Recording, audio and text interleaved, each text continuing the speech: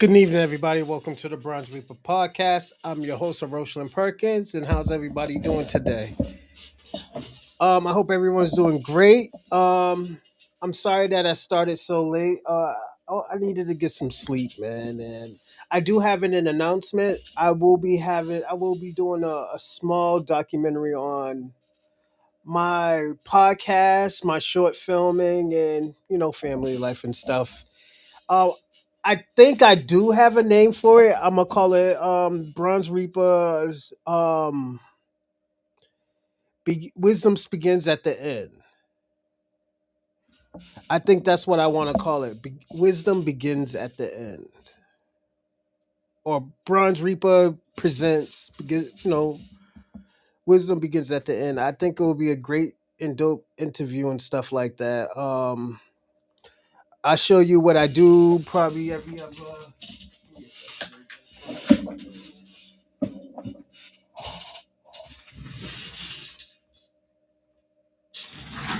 You know me, I don't like insects, but yeah, wisdom begins at the end. It's gonna be a dope interview, probably an hour, 45 to an hour and 15 minutes documentary on my podcast and how I started, so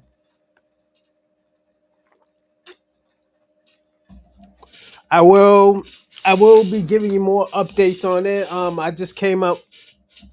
I was just trying to fill in the descriptions first and how I went from, just being a fucking bum to podcasting to, indies wrestling and just the whole nine yards. So I'm gonna be busy in the beginning of or middle of August. I do want to do a few more other shows before I start, but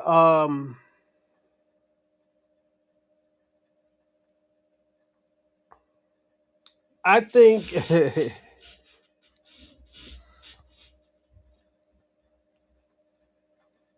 I think I do. That's one of the names I do want to go with, but one of the other names I will be going with is Bronze Reaper presents Wisdom's begins at the end.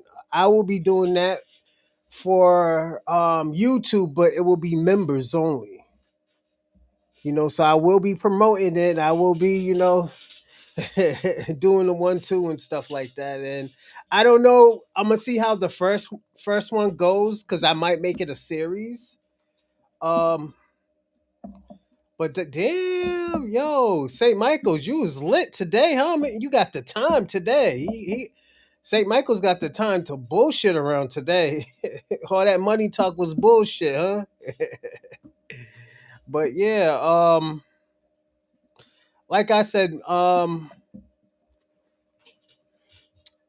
think I'm gonna be doing that soon, and it will be more of a promotion for the Brother Morningstar Sir Adam's Great Portrayal, and I will be showing y'all what I do every day and stuff, and the and it shows you where you and it will show you where all your donations do go to. Give me a second, everybody. But yeah, it'll show you the things I do from waking up early, if I have to work, if I'm not working and working out, you know, the meditations, the reading I be doing, it does a lot. Only thing I would never show is my kids because I still want my kids to be a kid. So they might know that their dad does something, but I still want my kids to be a kids. I don't want them to be in that type of limelight, just because who I am. A lot of people will attack them because of me. And it's unfair. I'll tell you that shit is unfair. But people do it. Um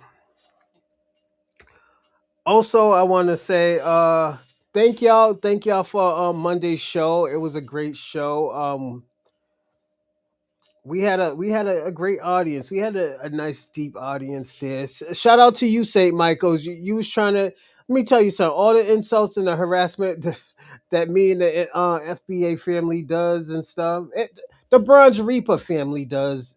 Salute to you, man. You because you still keep on, watching the show and stuff like that. So salute to you, player. And there's no love lost. No, I don't hate on you or anything like that. But you know, with black culture, it's all a joke, man. We don't try to. Well, I will say this. The genetic shit, you gotta blame the Moors for that. The Moors started that bullshit. There was a few times Shabaka caught the last ring of the jokes and shit like that. So it happens, man. It happened to me a few times. Well, on my show. So yeah. Mm. But yeah. But today's show is because I did put the title in AI, and let me see what they called it because they fixed it up for me a little bit. Uh, was Tariq Nasheed right about outrage over gatekeeping the culture?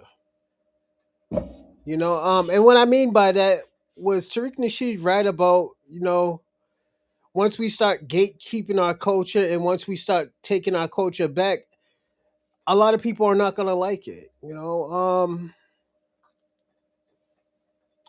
And I would say yes. The reason why I would say yes because a lot of people don't like Black Americans, from the Latinos to the Africans to the Caribbeans to even Asians and Europeans. They hate Black Americans. And I could say this: Black Americans haven't really done anything towards them for them to hate. You know, as Dave Anderson always said, man, it's like, yo, if you're still holding a grudge against an 8-year old kid from when you was small, man, you might need therapy. So a lot of y'all might need a little bit of therapy of how you feel. You know, and and and I get it. Some people can't take it. Some people holds that grudge, but sometimes you got to let that shit go, man.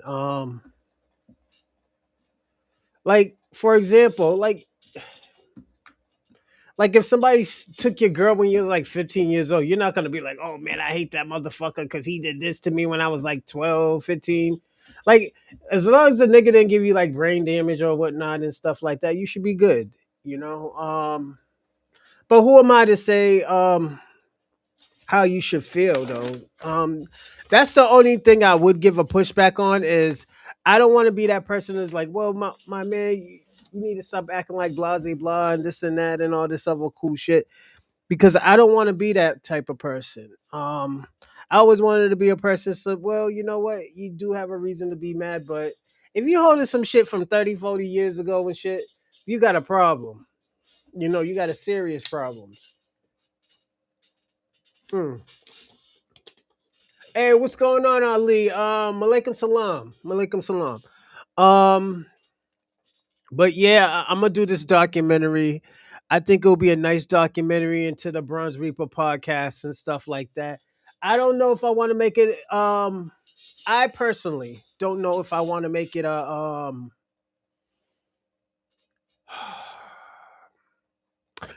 I don't know if I want to make it a members only where people will pay monthly for members. I don't know if I want to do that just yet, but that will be a debate with my team and see if we should do members only. Like, should I do a trailer first and get it? Should I do a trailer first and after the trailer, you know, put the real bad boy into the members only? I don't know. It will be good. It will be good for like foundational Black Americans, immigrants, just the whole 9 yards. And the reason why is because I feel like this is more than just culture. This is actually an American dream that I'm living right now. I'll tell you this, and I'm gonna be personally honest. I didn't expect. I didn't expect to be doing this in a million years. I'm gonna be personally honest. I never expect to being a podcaster or a streamer in a million years. I always thought I was gonna be dead or something. Somebody gonna shoot me or something. Uh, That's what I always thought, and it's not me thinking negative. It's just the mindset that most Black American Bostonians have, or Black Bostonians have. We don't really think we live that long. It's a blessing when you live past 25, man. But because there's so much going on in Boston, everything is so close. You know, just the whole fuckery, man. When it comes to Boston, like listening to the lies from the mayor and stuff like that. Not even like I always tell people, the last good mayor we ever had was mayor last good and probably only mayor in this generation was Mayor Menino. Mayor Menino actually fixed Boston, and it took like 25, 30 years to fix. I remember in 95 meeting him, I'm like, oh shit.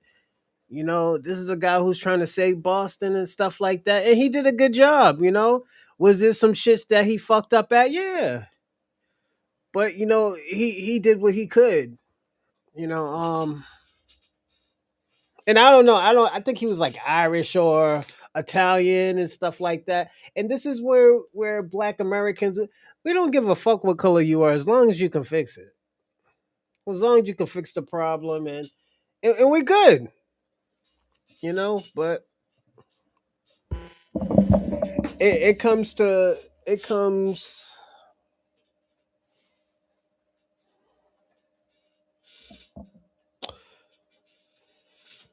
it comes to a point in time now where, oh shoot, give me a second, I forgot to take this damn thing off the captions.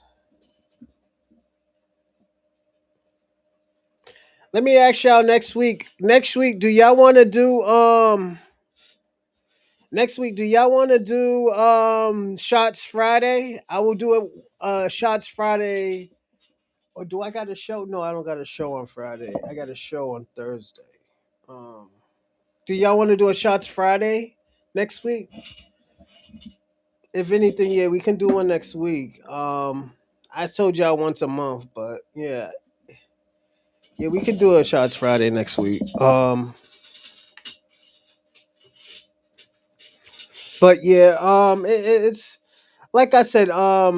Shout out to Mayor Menino, Chuck Turner, and people like that. Those people were writers for their city. And Chuck Turner, I think, was born in Ohio, but he loved Boston so much that he tried to fix Boston, So he ended up going to jail for I want to say embezzling $1,000.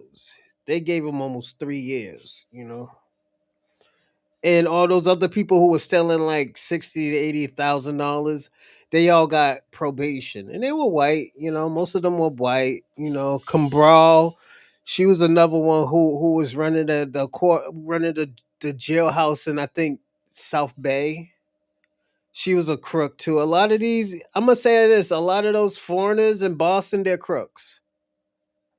From Cabral to fucking Tiana Fernandez, even though she's married and her husband probably would never get out of jail.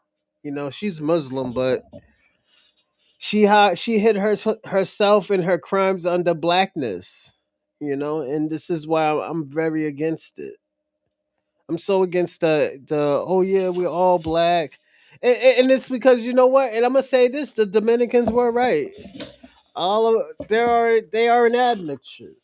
They are admixtures of the Conquistadors to the Africans to the indigenous people. So I consider Dominicans more African than Conquistador. They might want to be a Conquistador, but they're more African. You know.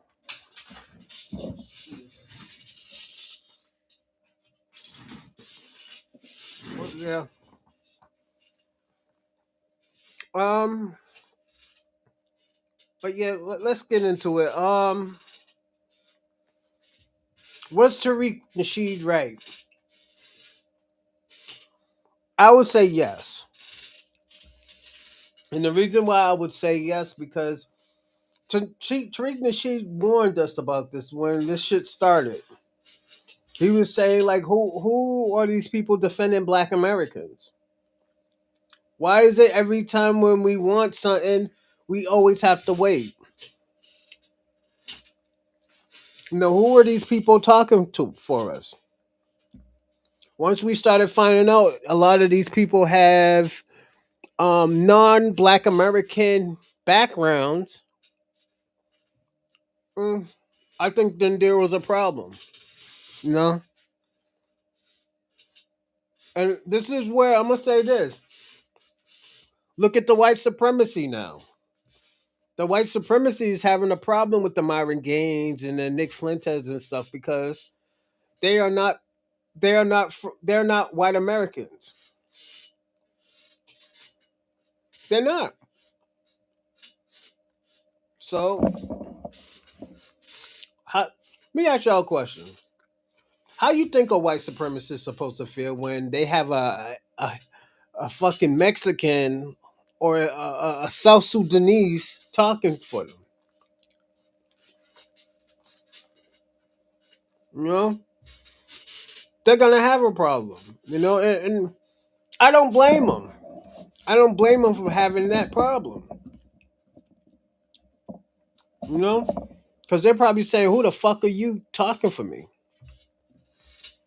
You're not even a real white person." That's what they're saying. You know, and I'm gonna say this.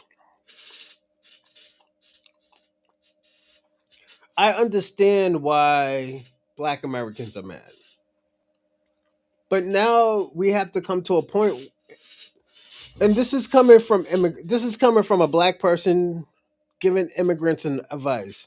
It's time for y'all to start to understand Black Americans' frustrations. If you're really not trying to understand Black Americans' frustrations, then you don't really want unity. You want an scapegoat. That's what you want. You want an scapegoat. And don't get me wrong, I get it. You're not used to this culture. You're used to lying and scamming and not coming together as people. If they're not from your village or your tribe, you don't fuck with them. You see them as an enemy. But in America, Black Americans don't do that. We understand we're 13% of the population in America. We're only 50 million. There's only 50 million Black Americans in America. We have to stick together. This is why we're asking these questions like, yo, where are you from? Why do you talk like that? Black Americans don't talk like that. What do you mean, nigga? It comes to a point where it's like, should we not mess with these people? Should we, push back? You know, eh, like we're asking these questions. And these are questions that you should ask. No, give me a second. Hmm. Got candy all stuck in my teeth and stuff. But yeah, it's these are questions that you should be asking. As a black American, as an immigrant, where are you from? You know? Why do you feel that way? It's it comes with the territory, everybody. Especially if you support black Americans, it comes with that territory. You know? And personally, to me, I don't mind y'all asking questions on how a Black American's ideology or how they feel or why do they talk like that. I don't mind asking those questions. No, because it might be a question that gives me something to think about. But personally, the question needs to be asked. You know, give me a question. Give me a second, everybody. Mm,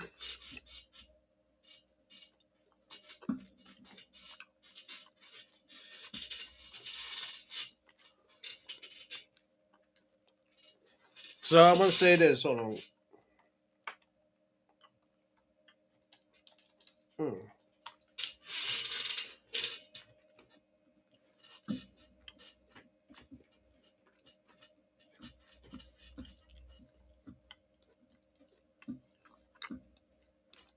give me a second, everybody.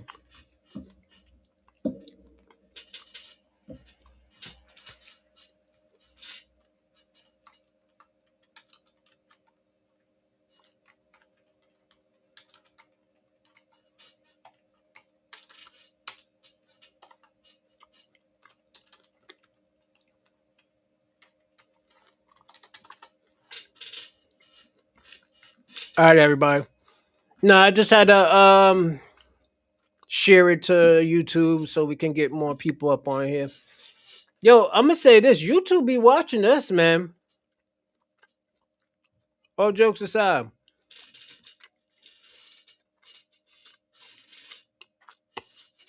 YouTube be watching us, man. We be getting busy on this show. Um,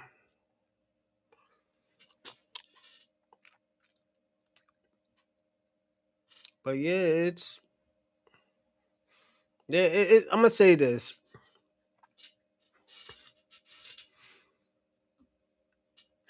I want to say this.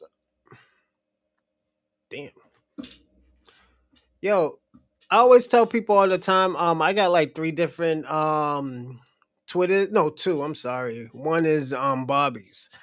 Well, I got two Twitter spaces where one is for my reaction videos and one's for like the YouTube, Twitter, and what was it? YouTube, Twitter, Rumble, and Kick. But the stuff that a lot of these folks be sending me and stuff, because I do reaction videos and stuff, it's nuts. it's, there was this girl. There was this girl dressed like it was a Dora the Explorer getting her back blown out. And this Indian guy said, "Yo, can you do a reaction video to this?" I was like, "My man, this is a lot."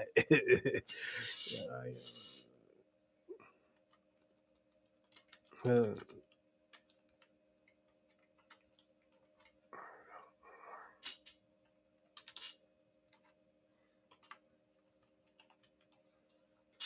but yeah, man, I'm like, nigga, where did you find this stuff at, man? But yeah, it's crazy, man. Yeah.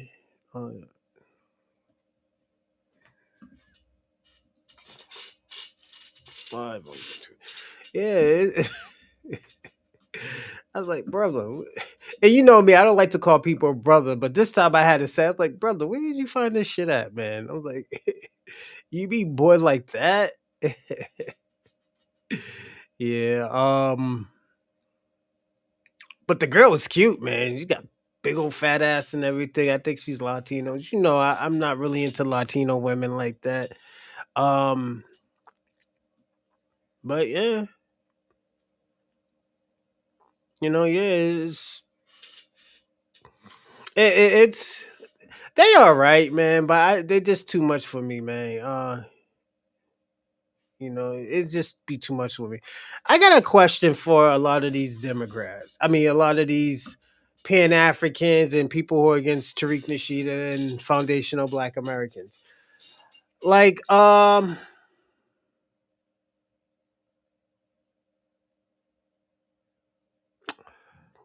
want to say this.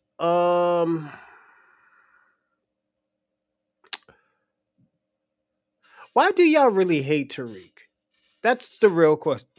That's the real question. Tariq Nasheed hasn't done anything to y'all. Haven't got y'all, murked or anything. Haven't got y'all harassed. But at the end of the day, you get mad at Black Americans for seeing what Black Americans have been seeing for the last, dozens of years.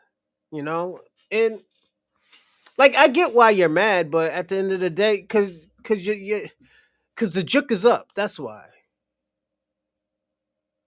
I get it. The juke is up. You can't keep on doing what you're doing anymore, and you have to think of something else. But you can't gaslight. You can't gaslight the people that you know. Give me a second, everybody. Somebody sent me something. Uh, you can't get mad at the person that You can't get mad at the person for actually calling it out, saying like, "Well, yo, what you're doing is foul." You know, so it's that's something to think about.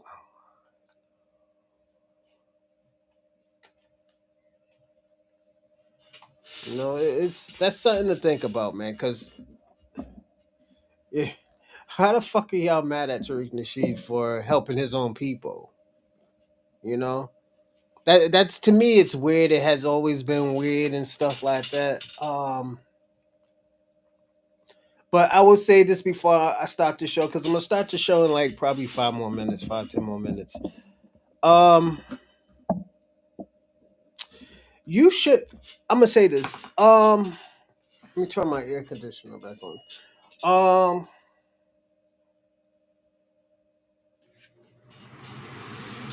I'm gonna say this. Uh,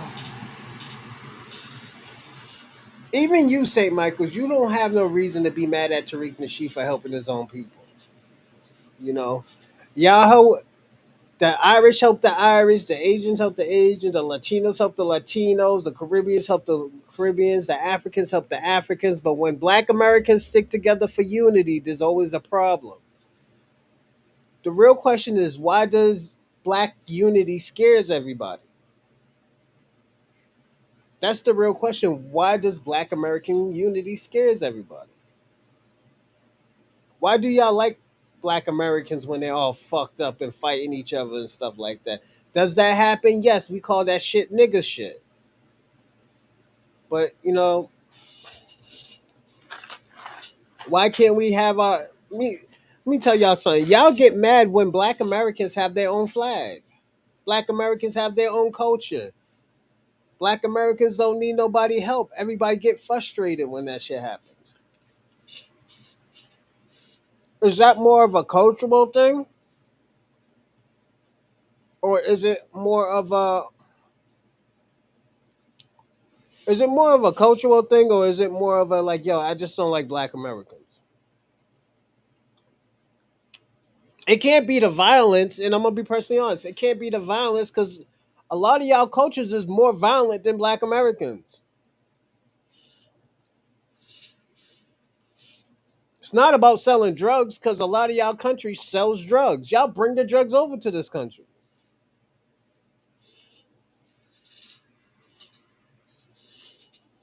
So what is it?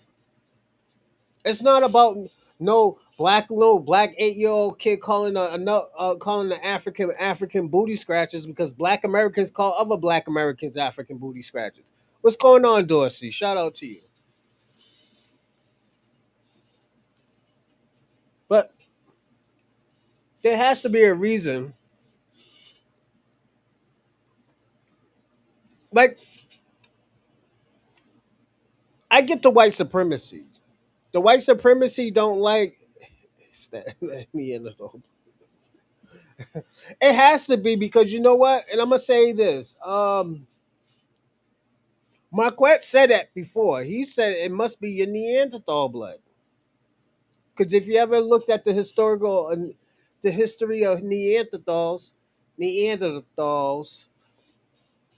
they are violent. They're violent people. They're uncivilized. And I'm gonna say this: I personally don't think a lot of these cultures like to see Black Americans happy.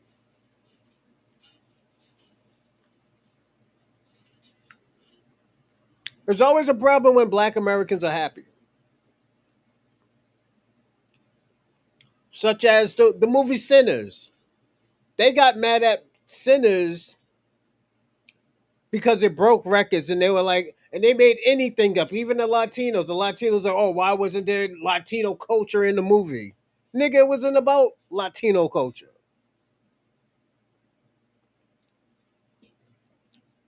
You know, the white supremacists got mad at the movie. Oh, why does the white people got to be the villains?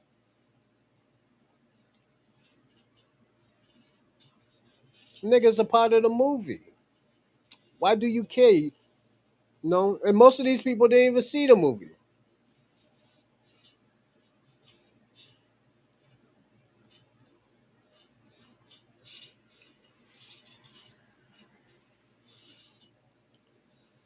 There's a reason why a lot of these people don't want black unity. There's a reason why when black Americans saying like, yo, you know what? These people don't represent us. They're from a different country. They don't understand our culture. These people get mad.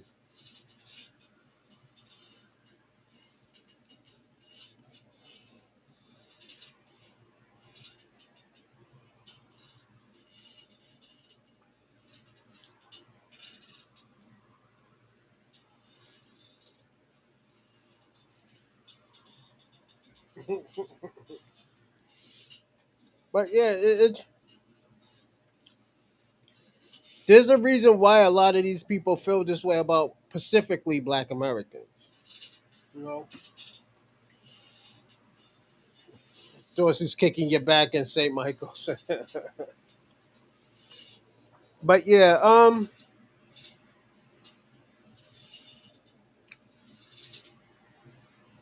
what's it? We ain't got shit but property.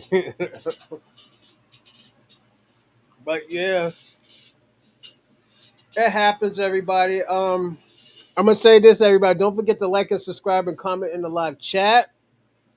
And if you want to jump on, if you want to jump on the, if you want me to drop the link or you want to make a phone call, you have to give a donation. If you don't give a donation, you can't you can't be on the phone with us. You can't really have a conversation with us like that. Um, and everybody, don't forget to subscribe, and also share. Share to five different platforms and or five different people, or you can mix it up: three people, two different platforms, three platforms, two different people. Whatever you want to do, you can do it that way, or you can do all five on five. You know. Hold on a second. Hey, shout out to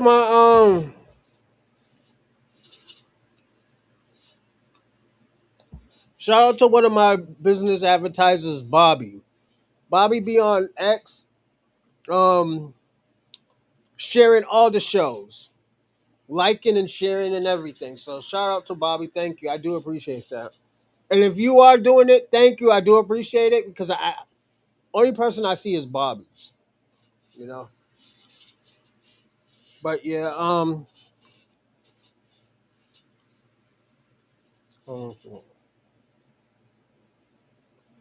but yeah, I do want to start the show.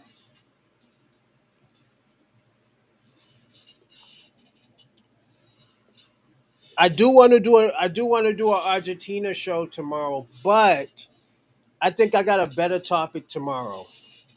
Why do why do the Black Diaspora fear Black Unity or FBA Unity? It's a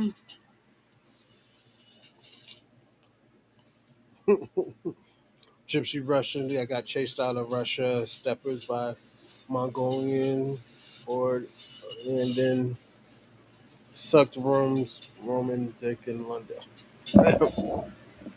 Those is going in deep on Saint Michael.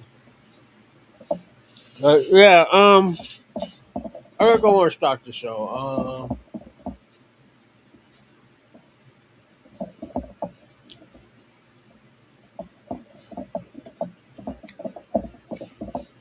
Give me a second, everybody. I was watching some of this stuff. I didn't watch all of it, but let's watch it. Do not buy 12 Tribes on Earth hair growth oil and hair magic elixir unless you want super healthy, gorgeous hair that grows. They have a whole line of amazing hair growth products, including hair growth leave-in conditioner spray, hair growth shampoo, hair growth spray, and hair growth butter. I smell and think for healthy hair growth. All right, I got like jumbling like 50 things at once right now, but I'm here. So, ladies and gentlemen, we're going to talk about videos that I keep seeing online. And the videos are a lot of it is from Africans. There was some Haitians, and in the past I seen Latinos, but Latinos are kind of backing off from bothering us as much. They were bothering us a lot a few months ago, but not so much now. But anyway, I keep hearing that FBA are jealous of immigrants because they come here and do better than us, and that's not true. That's not true, y'all. There is no way they crossed the ocean and came here and took the country by storm. First of all, you know it's not true because nobody even talks about Africans as workers. The few times I heard about Africans, there was this one white manager. She used to tell me she couldn't understand y'all when you spoke to her. Your accents were so strong, she couldn't understand you. Now, I did hear that, but as far as you working better, I have never heard that on the job or even off the job. I have never heard that overwhelmingly from white people or anybody else in the office that I Hmm. used to work with. And there were one or two Africans. There were never a lot of Africans. I can definitely tell you that. If there were Africans, it may have been one, maybe two, and that's it. In IT, they did not have a lot of Africans in the office at all. I can tell you that back when I was still an IT senior manager, there were not a lot of Africans. In fact, when I left, there were none. There were no Africans in our office. So that says a lot. Y'all are the ones always saying that you are doing better than us, but I don't hear this directly from anybody in the workforce other than y'all. I mean, am I right, y'all? Do you go to your job and hear upper management talking about how great Africans are doing on the job? Is anybody hearing this? Anybody, give me a one if you are hearing this on the job. I never hear it. How anybody in the chat? Do you ever hear this stuff? I'm just saying, do anybody hear this when you are on your job or hear about or somebody that you know is in the workforce and they're coming to you and say, wow, they're really talking about how well these Africans are doing. I never hear that. And y'all just pay attention to that. The only ones that keep saying they're working better than us are them. Hmm. You're not hearing it from anybody else other than them.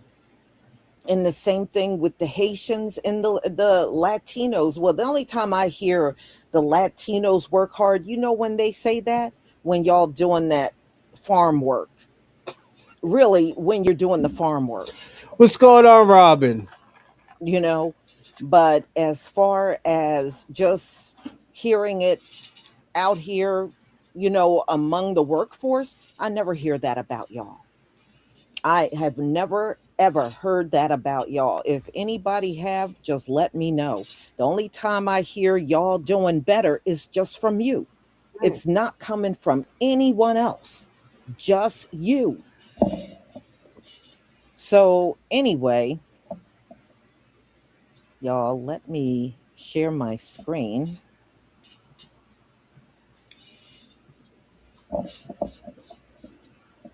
Please give me a 1 if you can see my screen. I don't even hear that they cut grass. Well, yeah, Latinos. Yeah. Every time you hear Latinos working well, it's always manual labor. I notice that it's always manual labor. But as far as like something more high tech, you don't hear that about Latinos. You don't hear that, oh, Latinos do IT better. You don't hear that. But when it comes down to manual labor, yeah, you do. But it's always manual labor. It's never anything else. You certainly don't hear this about them in the medical field.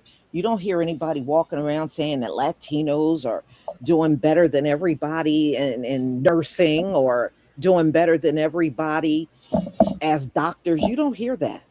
But when it comes down to cutting a lawn or construction, because you sell yourself out as, or farm work, yeah, they will always say you work hard when it comes down to manual labor, but it never goes beyond that.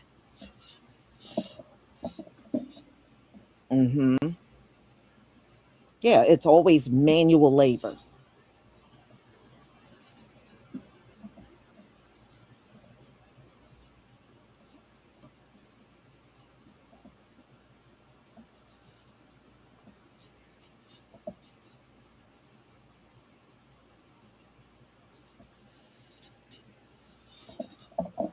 Okay.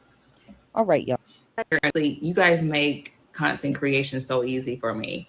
Like you just really fuel me with so much shit, and it's just I actually appreciate you. Like it's so much fun to do this.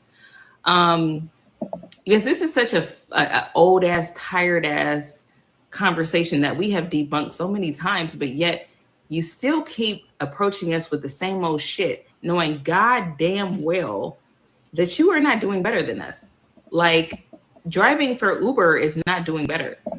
Okay. Do you know that there's somewhere between 11,000 and 25,000 millionaires, Black millionaires, just in the city of Atlanta, Georgia? I live in Ohio and I know millionaires, Black millionaires. I live in Ohio and I know multiple 6-figure earners. Okay. So I'm not really sure like who you're comparing yourself to. Matter of fact, no, let me stop lying, because I know exactly who you're comparing yourself to. You're doing what you guys always do, which is comparing your top little 10% to our bottom 10%. And that's where you get your numbers from.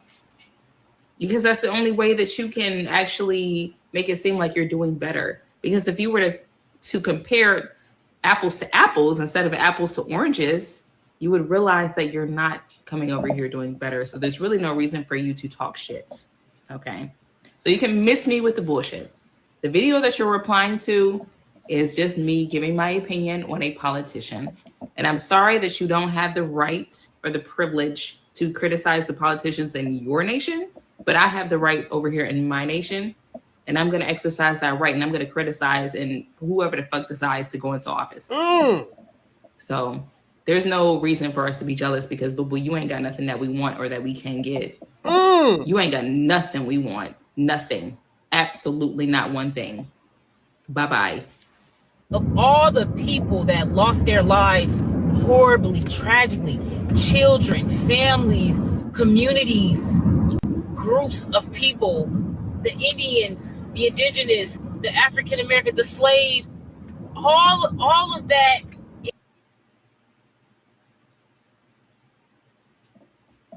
Oh, we felt super great and super happy on this land. Gay is nothing but a bunch of men and women that's jealous of the LGBTQ. There we go. When did Black people ever, in the history of the United States, ever consider ourselves an African? Now, this dude is accusing us of being jealous of LGBTQ.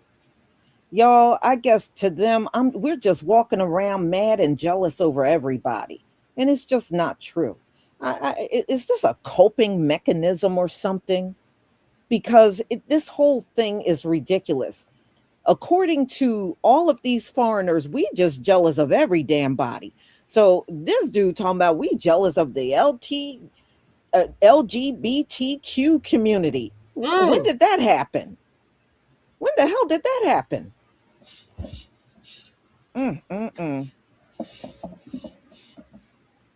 That's so. I'm gonna say this, because I wanted everybody to listen more than I talk, because I can talk, but have you noticed? And I know most of y'all do notice this. Have you noticed a lot of immigrants? Whenever we say, "Oh yeah, we don't want to do this, we don't want to do that," blah blah blah this, blah blah blah that. Here comes, oh look at they're being divisive. They're jealous of us, and she is right. And I've been saying this shit for the last probably 3 years, 3 4 years. A lot of these immigrants take their best 10% and put it against our worst 10%, like the funky of the funkiest niggas, instead of the predominant of the predominant Black Americans. Because we will wipe the floor with you. We will wipe the floor with you. So then what this guy is doing with the LGBTQIA, like, we don't give a fuck about them. Because that's not our business. That's not our problem. So we stay out that bullshit. But what he's doing is he's trying to divide and conquer. Because his people can't do it. He's probably a Democrat or an immigrant.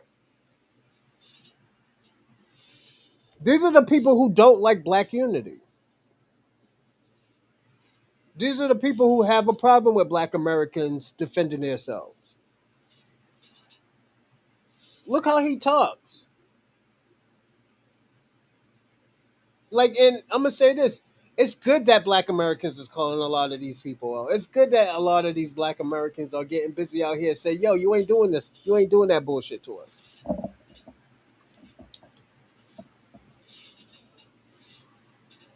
Alphabet. This is outrageous. Ever. Ever. So for 400, 500 years, we ain't never used the alphabet. It is funny. As soon as the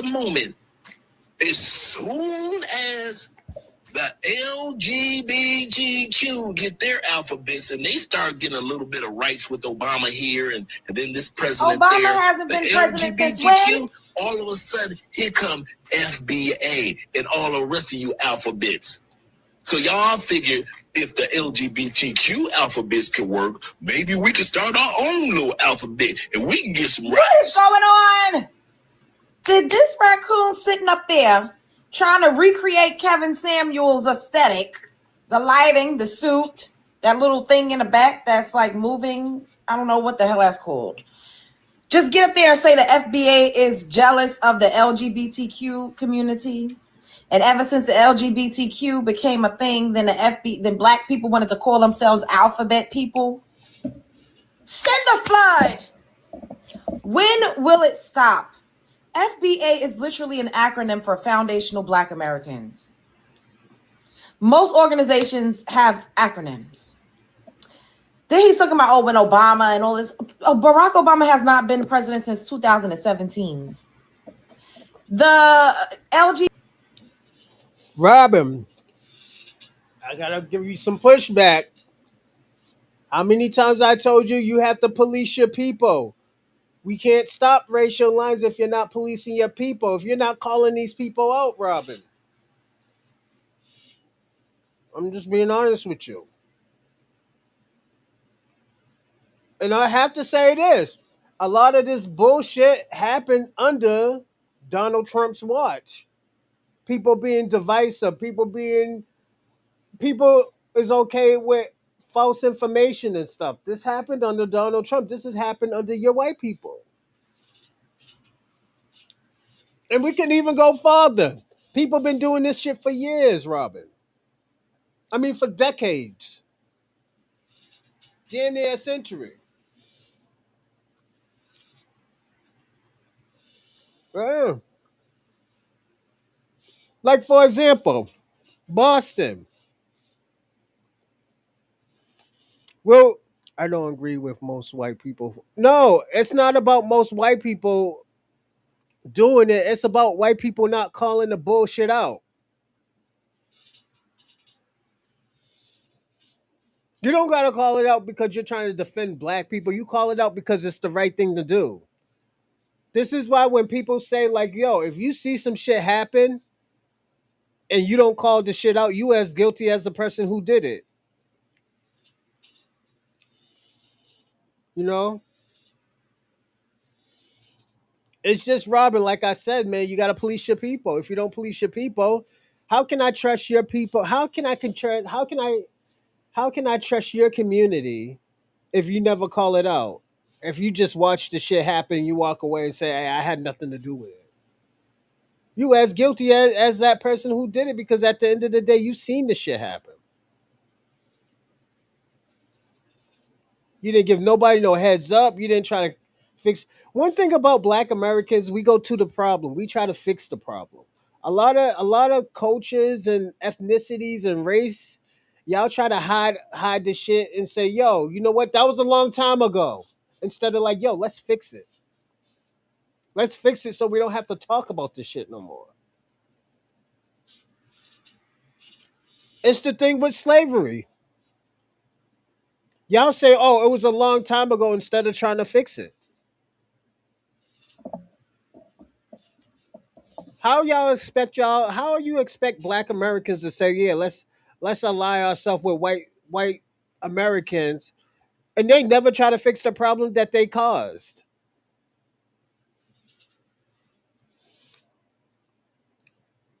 It doesn't matter, Robin. Nobody called it out. The reason why y'all wanted to stop slavery anyways is because you know what? A lot of black Americans was killing y'all. They were killing y'all on y'all plantations. And y'all was losing more money than what y'all was making. That was happening. It was some revolts. Y'all was scared of more revolts happening.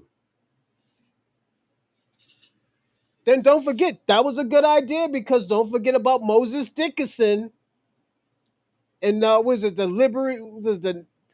Liberty Knights? They were 200,000 deep, and they were about to kill damn near all of y'all off y'all plantation in the South.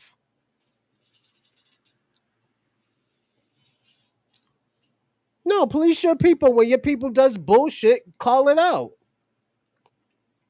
Instead of rationalize what happened or rationalize of how these people are good people, y'all never call it out. Y'all talk about the nigga had mental health. I'm just being personally honest. This is what your people are doing, Robin. Well, Robin, put it this way. This is why there would never be no alliance with white people. Yeah, call them out. Call them out. LGBTQ, the pride flag was created in 1978. So if we were jealous and we were trying to piggyback off of pride and all of that, wouldn't we have been trying to call ourselves something akin to or acting out because we were jealous of LGBTQ? Wouldn't we have been doing that in the 80s? But instead, what happened in the 80s was that we were reclassified by Jesse Jackson, making it popular to be called African Americans, further trying to push some weird narrative that we are immigrants. But y'all don't have nothing to say about that, though. Why on earth would Black American people, you talking about we don't have rights? All of the rights, the human rights, civil rights, rights that everybody and their mother have benefited off of, was literally created on the backs of Black Americans without an immigrant background. And that's all FBA means. That's all it means. Either you call yourself that or you don't. But just because you're calling yourself FBA doesn't mean that you're not a Black American person. FBA is a Black American. That's not an immigrant. So what are we doing? Why does everybody have so much smoke for this term that literally became popular in what, 2019, 2020 is when it became popularized, but Dr. Claude Anderson was already saying similar things. Y'all keep getting on Tariq Nasheed. He's just someone that literally seemingly just picked up the torch. It's not a group. It's not an organization. It's literally the same as calling yourself Solon. Oh, calling yourself African American is a misnomer. We were literally called so many different things, but for whatever reason, y'all cannot stand foundational Black American. Is it because everybody can't attach themselves or tether onto it? Because what's really the issue? And let me play y'all next part of what this raccoon had to say about Black people. When does it end? If the LGBTQ alphabets can work, maybe we can start our own little alphabet and we can get some rights. So the civil rights movement ain't a thing.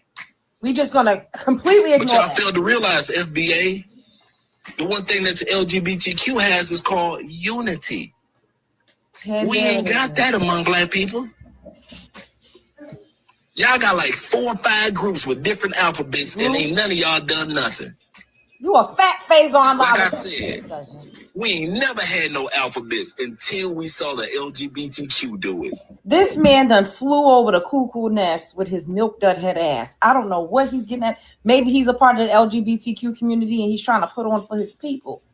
Because if Johnny had 5 apples, what in the hell do we got to be jealous of it? And I'm saying we because, like I said, I don't be FBA all day, but I technically am. I don't even like to call myself Black, to be quite honest. But as far as ethnic markers go, I am a Black American. I would always say I'm just melanin rich. I'm mocha brown. Because look at this. Look at this. But anyways, what y'all think about this? Sound off in the comments. Spread love. Is FBA jealous of the LGBT chat? Nah, the motherfucking day. Spread love is the Brooklyn way. Now I keep seeing y'all talking about we jealous. Black Americans are jealous of Africans that come over here. Or I will say this, Robin. It would never work. I'm gonna be personally honest. It would never work, and the reason why is because. Do I gotta give you an example again, Robin? Remember when 9/11 happened? The slogan was, "Yo, we need to unite as a country. Never forget." When niggas started bombing, niggas started getting busy out here and everything was secured, we went right back to being a nigga. We went back to being criminals. Remember? Y'all was calling us criminals? That's why I always tell you, Robin, that black and white unity bullshit would never work. Black Americans is by themselves, man. And we have a few allies, but it's not collectively. It's not collectively. Yeah, unite as a country. 9/11 was the small. This nigga's always with the small hats. Yeah, but Robin, your people fucked it up. Your people fucked up the unity. That was only temporary. Why do I want to deal with somebody who's gonna turn their back on me once they get up a little bit? You ain't no better than the Africans. I'm gonna be personally honest. You're no better than Africans. Africans do the same thing. Africans, I don't know. We jealous. If you read the comments of any of the braid shops or any of the people make content, they jealous of us. They jealous of what are we jealous of? What? That y'all be running them scamming ass businesses because them braid shops be sweatshops for real. Y'all doing all this, Uncle Sam gonna come collect on their money because we know y'all don't be paying no taxes and paying people under the table and running all kinds of trafficking rings with them girls in that braided hair. But we jealous of that. We jealous that y'all got other Africans, our family members or whoever, they come over here, y'all. We see y'all in the braid shops, mean as hell to the workers.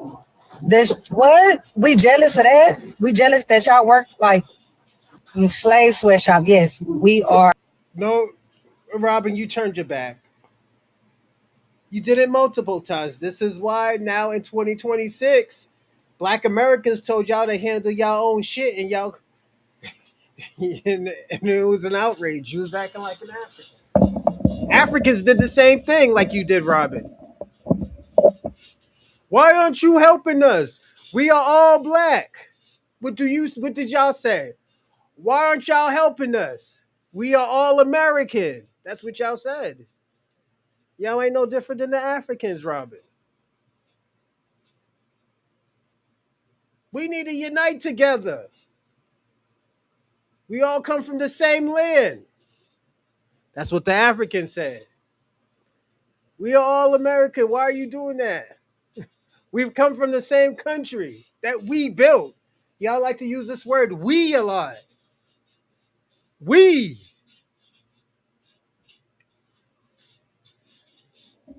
Robin, it's.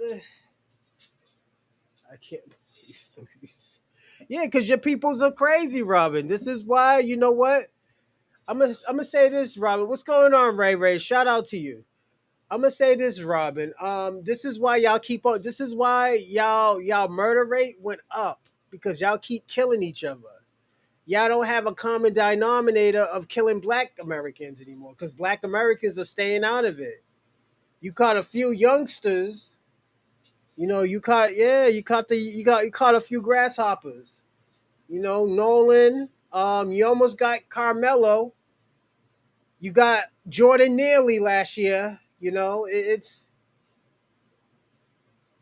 y'all motherfuckers is killers out here. You know, and we can tell because y'all killing off each other. He said Rosie O'Donnell, go play in the traffic. But yeah, it's Robin. I'm gonna say this.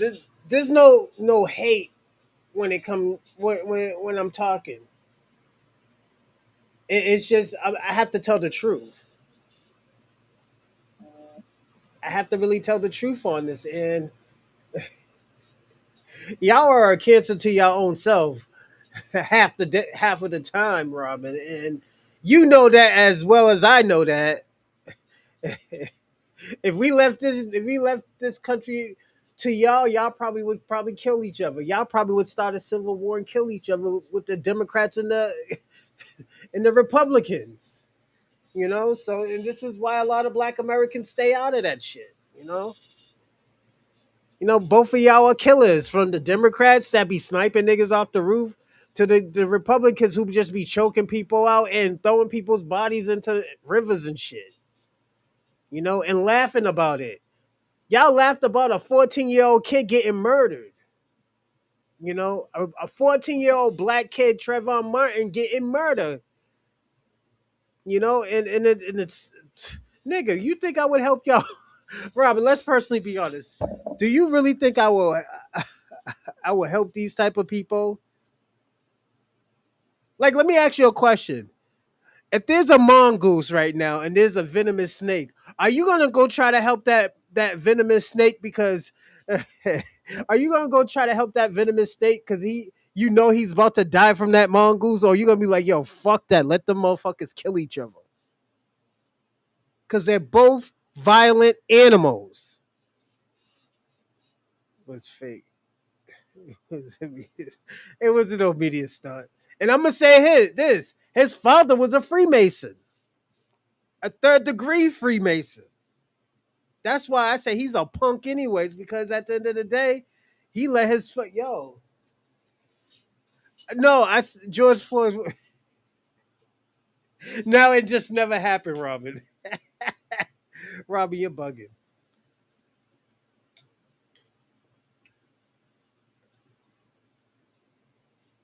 Oh, sorry for me.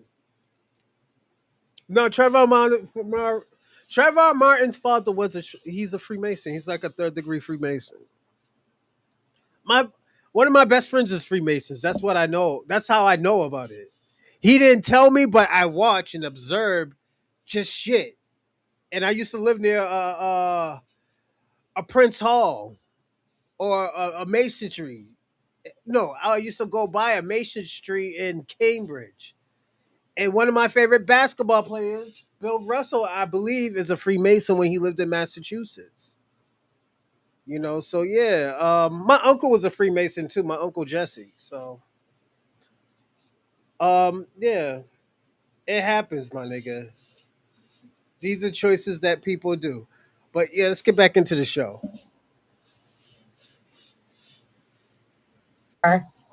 Jealous. I'ma say it. I think y'all jealous because y'all didn't get on the boat 400-500 years ago. I think y'all are jealous. Y'all are jealous because y'all didn't get picked up.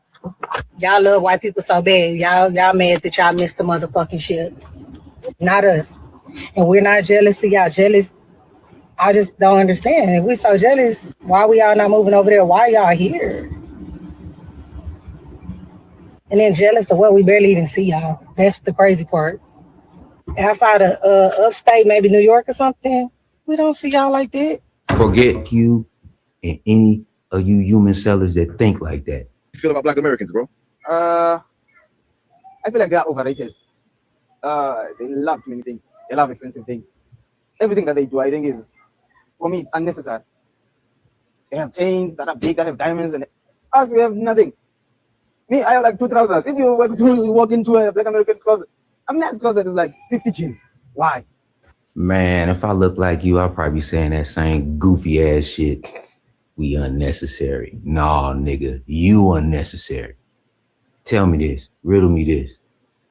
If being African is so great, why the fuck you doing this interview and you don't have a bone in your nose and leopard print shawl on, motherfucker, with some seashells and shit? Nigga, you got a whole European suit on. Talking about worrying about what's up in our closet and gold chains and shit like that. Nigga, we work hard out here. Nigga, all we do is pay for shit out here. Nigga, we run through trillions of dollars every year like it ain't shit. We bust down trillions. Motherfuckers is jealous than a motherfucker.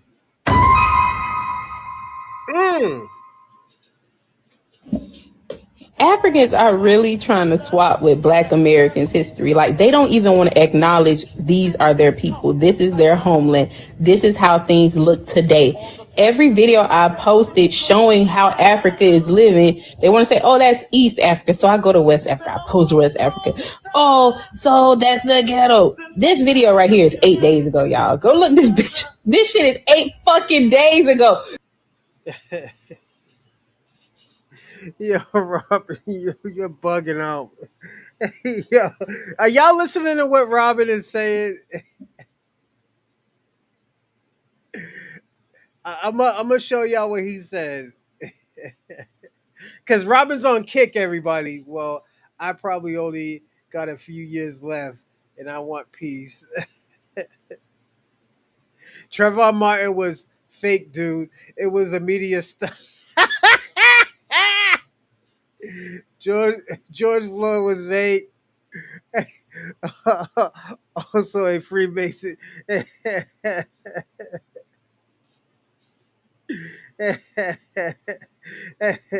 The police officer who allegedly killed George Floyd was his best friend. Yes, Floyd was a was a Freemason. Yeah, I am bugging. Yeah, am I bugging? Yeah, you are. You're bugging, brother. Brother, man, you bugging. Yo, Robin, you out here bugging. Yeah, you bugging out here. That nigga tripping. Y'all are sitting here making y'all people look so bad. Y'all bring y'all ass over here to America and try to literally get so much arrogance and false confidence till you forget that this is what you come from. This is where your fellow people, your blood people are. That's not our history. That's not where we come from.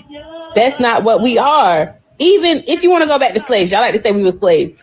Our slaves were living better than this in the early 1800s. Do you see? This is 8 days ago. This video was captured.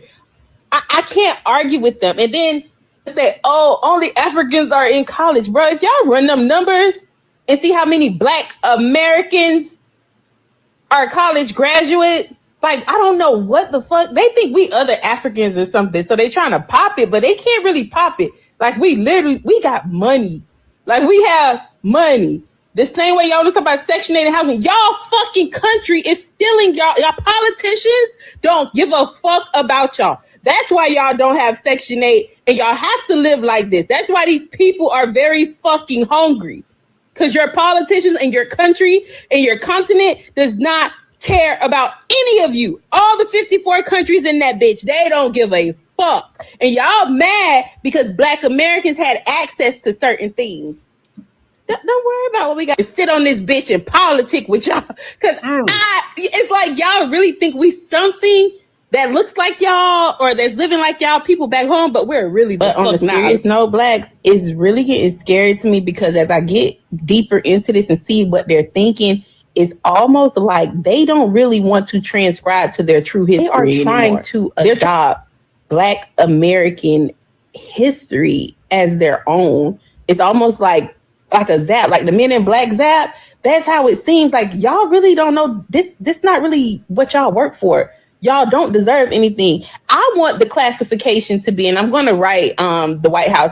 I need the classification to be changed to immigrant citizen, migrant citizen, African immigrant citizen, African migrant citizen, because we need clear separation from this shit. Y'all are going to see when Black Americans move up out of the way, because y'all under our protection. Y'all don't like it. None of them acknowledge that shit, y'all. They do not want to do that.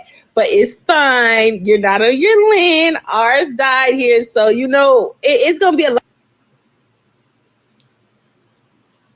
What the hell's going on?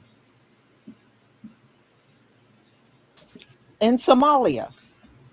But I just can't get over the fact that you come from a third world country. We're going to go on to this one by Mahogany Culture. We're going to listen to how the Tethers are still disrespecting Black Americans. Also, when I say Tethers, I don't mean immigrants. I mean people who cosplay of being Black Americans to disrupt what Black Americans is going on. That's what a Tether is. Yeah, when should they give me advice? As a man, stay away from Akata girls. Because once you meet the Akata girl, your life will be destroyed. Your future will be derailed. You can't go give Akata girl belle. For America, you will suffer. If you want to be successful in America, stay away from Akata girls. Them Black American girls that they're born here, them Nigerian girls that they're born here, stay away from them. People irritate me when they say, go back to your own country like it's that easy. Immigrants, documented or undocumented, living in this country, give up everything to come to the U.S., selling their homes and personal belongings before moving here with their entire families. So how exactly are they just to pack up and go? Go back to what?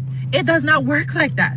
Lives are already built here. Jobs, kids in school and college, health issues that could only be treated here, homes already bought. So what do y'all mean when you say just go back? Some people escape death, and the USA is their safe haven. Lots of people would die for simply returning home. This is humanity we're speaking about, guys. Why are we segregating immigrants from the rest of the human race? And to the Black Americans who are loud and proud supporting Trump with his madness, shame on y'all. Y'all and this is the thing. I don't know any Black Americans, like legit Black Americans that say like, yeah, we support Trump. We have never said we supported Trump. All I said, and I could talk probably for myself, I have said is like, yo, I'm not voting for none of these crazy niggas. Both of them are batshit crazy. But to y'all, not voting is like voting for Trump, as y'all used to tell us. Ancestors were immigrants, forced undocumented immigrants that birthed you here, but now it's leave my country? Listen, change your mindset and your mentality. Here's the biggest thing that I'm going to say, and I know I'm going to get the pushback on this one. If you guys paid attention, that sea walk technically was an indigenous stance to people in Mexico because they're indigenous Indians out there. But not many people know that, do they? Because, it's there. But you see what I'm trying to say? But when it comes down to hip-hop in itself and the rap game, you had definitely Mexican producers that did a lot for 50 Cent, Tupac, and so on. And if you don't believe me, check it yourself because I'm not going to tell you who they are. It's the fact that I know this. If it wasn't for a Mexican person that produced Robin, I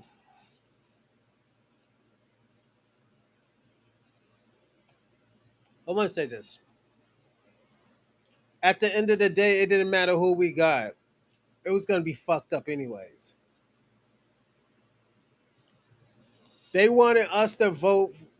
The Democrats wanted us to vote on. They wanted us to vote for Kamala because first she was going to make history. I guess being a was it that girl Kanji Brown and Kamala Harris? They would have been. I guess both of them were in the Divine Nine. No. And personally, I would never trust them because first of all, they don't talk pro-black. They talk pro. They talk pro-Democrat. And the reason why I say that, and I always say this, I don't. I'm not a big. I wouldn't tell people don't have an interracial relationship, but if you don't talk love for Black Americans and even push Black Americans, then I'm gonna think different about you. And it's not because oh yeah you're dating a white guy, but look how you're acting. Look at how your mannerism is. Like, for example, Richard Pryor is probably one of the most pro-black people we ever met on drugs. Very revolutionary. But he liked white women. I don't see no problem with that. But at the end of the day, he have dated black women. So, and this is just melanin to me also. But your character says different, Robin. And I'm not talking about you. When you are right to a certain extent, it is ridiculous, but we don't live in a civilization like that, Robin. And you know that. Am I right? You know you don't live in a civilization like that, right? If you know that, then that's why you always have to question things. There's nothing wrong with questioning something. the music for a fucking beat from the lyrics you have, they wouldn't be well known. Point blank period. We can say the same thing about black people though. So I mean, it goes both ways. No. What you're not grasping we can. is we can. Stop. What you're not grasping, the fact is this one thing. A lot of black people want to delineate for Mexicans, but what you guys don't grasp. Her problem is she want black Americans to handle her problems, knowing that Mexicans don't like black people. They're not as bad as Argentinians, but they're not far off either. Mexicans are not far off of being an Argentinian, you know. And don't forget, I warned people about Argentinians. I told people, yo, I'd rather eat a glass sandwich than to go to Argentina. I've been telling y'all that for like what, 9 months. But if you've been on my show longer than that, I've been saying it for 2 to 3 years. Don't go to Argentina. They don't like black people. They don't like the black race. Look at their history.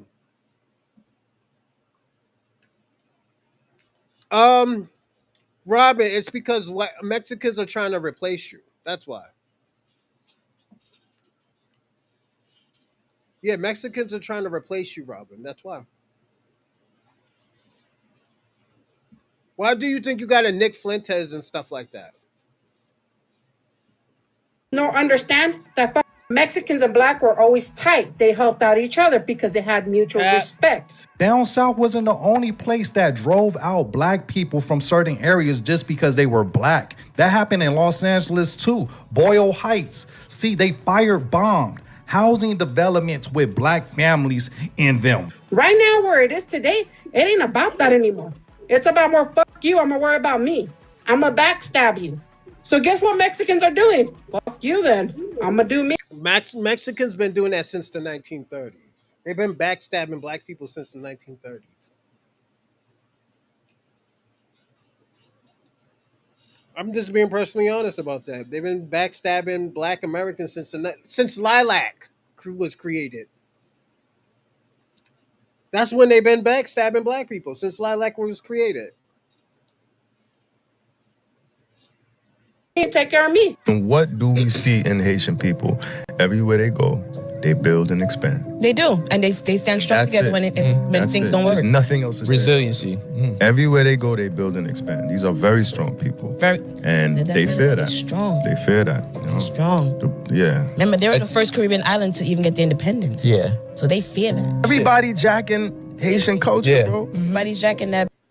They were the first ones to sign the treaty.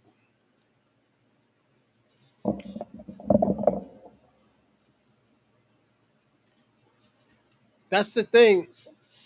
A lot of Haitians don't understand. They're the ones who they were the first one to sign the treaty.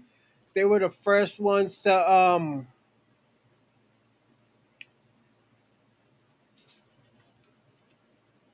They were the first one to come up here scamming. Because the guy who they say created Illinois, he was a scammer. That's why he came to the United States.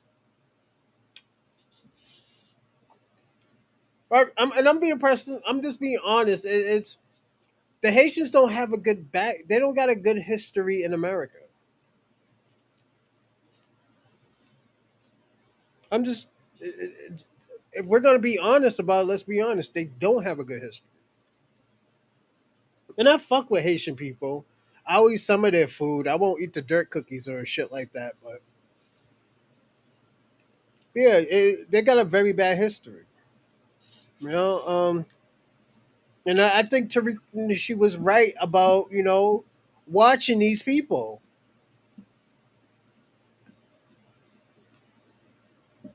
Even Americans, you dealing with some scam. These girls is like everybody's Haitian. You know what I'm saying? They getting money.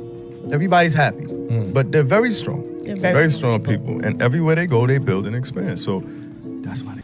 To all the FBAs on this app that think African people are their enemy, I just want you to know that it was Ghana that called for the UN to recognize the transatlantic slave trade as the greatest crime against humanity. That was Ghana. The West African. Also, Ghana was the ones that contribute to the slave trade too. She never talks about that. This is the thing This is what I don't get about white people and Africans. They talk about, oh yeah, we help Black Americans get out of slavery. Nigga, y'all was the ones who caused the shit. Why am I gonna give you kudos for getting me out of some shit that you caused, my nigga? This is why a lot of Black people push back on that Ghana bullshit. Ghana and a few more other countries caused that shit. Country. The same West Africans that have been getting on the internet to hate on and getting on the internet to push xenophobic rhetoric that we hate African Americans, that we're not part of the Black community, and that we shouldn't be, that y'all need to have your own thing at XYZ.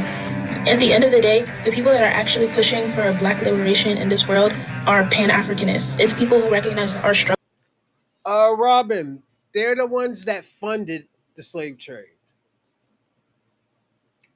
They funded the slave trade.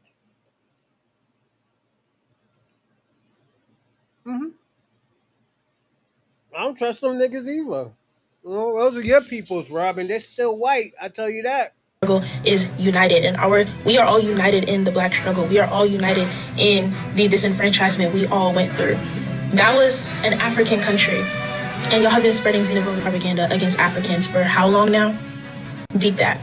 If you're on my page looking for the Black Americans Complain Too Much video, let me tell you something. I'm deleting the video because y'all didn't get it. Or maybe I explained it in a bad way. And I can own that. I'm telling you that if people who have it harder than you can make it, so can you. And I just think that the mental game that was played on Black Americans is worse than actual slavery. They don't know nothing about redlining or benign neglect. So they can stop trying to act like they know our struggle. When y'all come here, they literally sit y'all in the room and tell y'all not to mess with us. They put videos in front of y'all with us with our pants sagging down, trying to make us seem bad. And when y'all come over here, y'all instantly think y'all better than us. But y'all sitting there with y'all Americanized hairstyles and your Americanized accents using America. And furthermore, this right here is all a part of the design plan. Because ain't no way you finna sit up here and tell me I gotta go back and forth with a person that looked like me because they feel like I'm entitled to something that I was born with.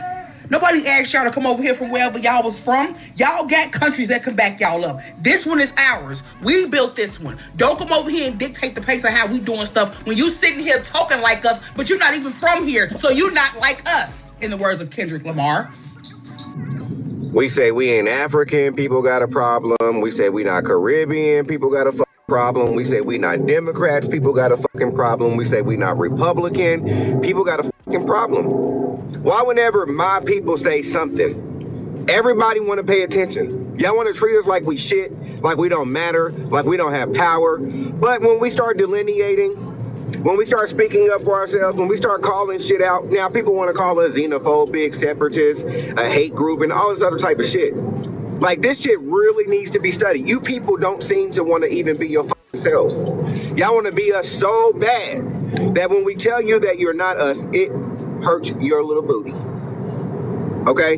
This shit really needs to be studied. You know what I'm saying? Like, we're not trying to be nobody but our motherfucking selves, and we are in the business of business minding. You understand what I'm saying? Y'all can't seem to mind your own fucking business. You feel what I'm saying? Oh, we're stronger together. Prove it. Prove it. Prove where you were strong in your motherfucking nation and what that looked like. Prove the shit. You know what I'm saying? Stop coming to my motherfucking people like we're the ones lacking.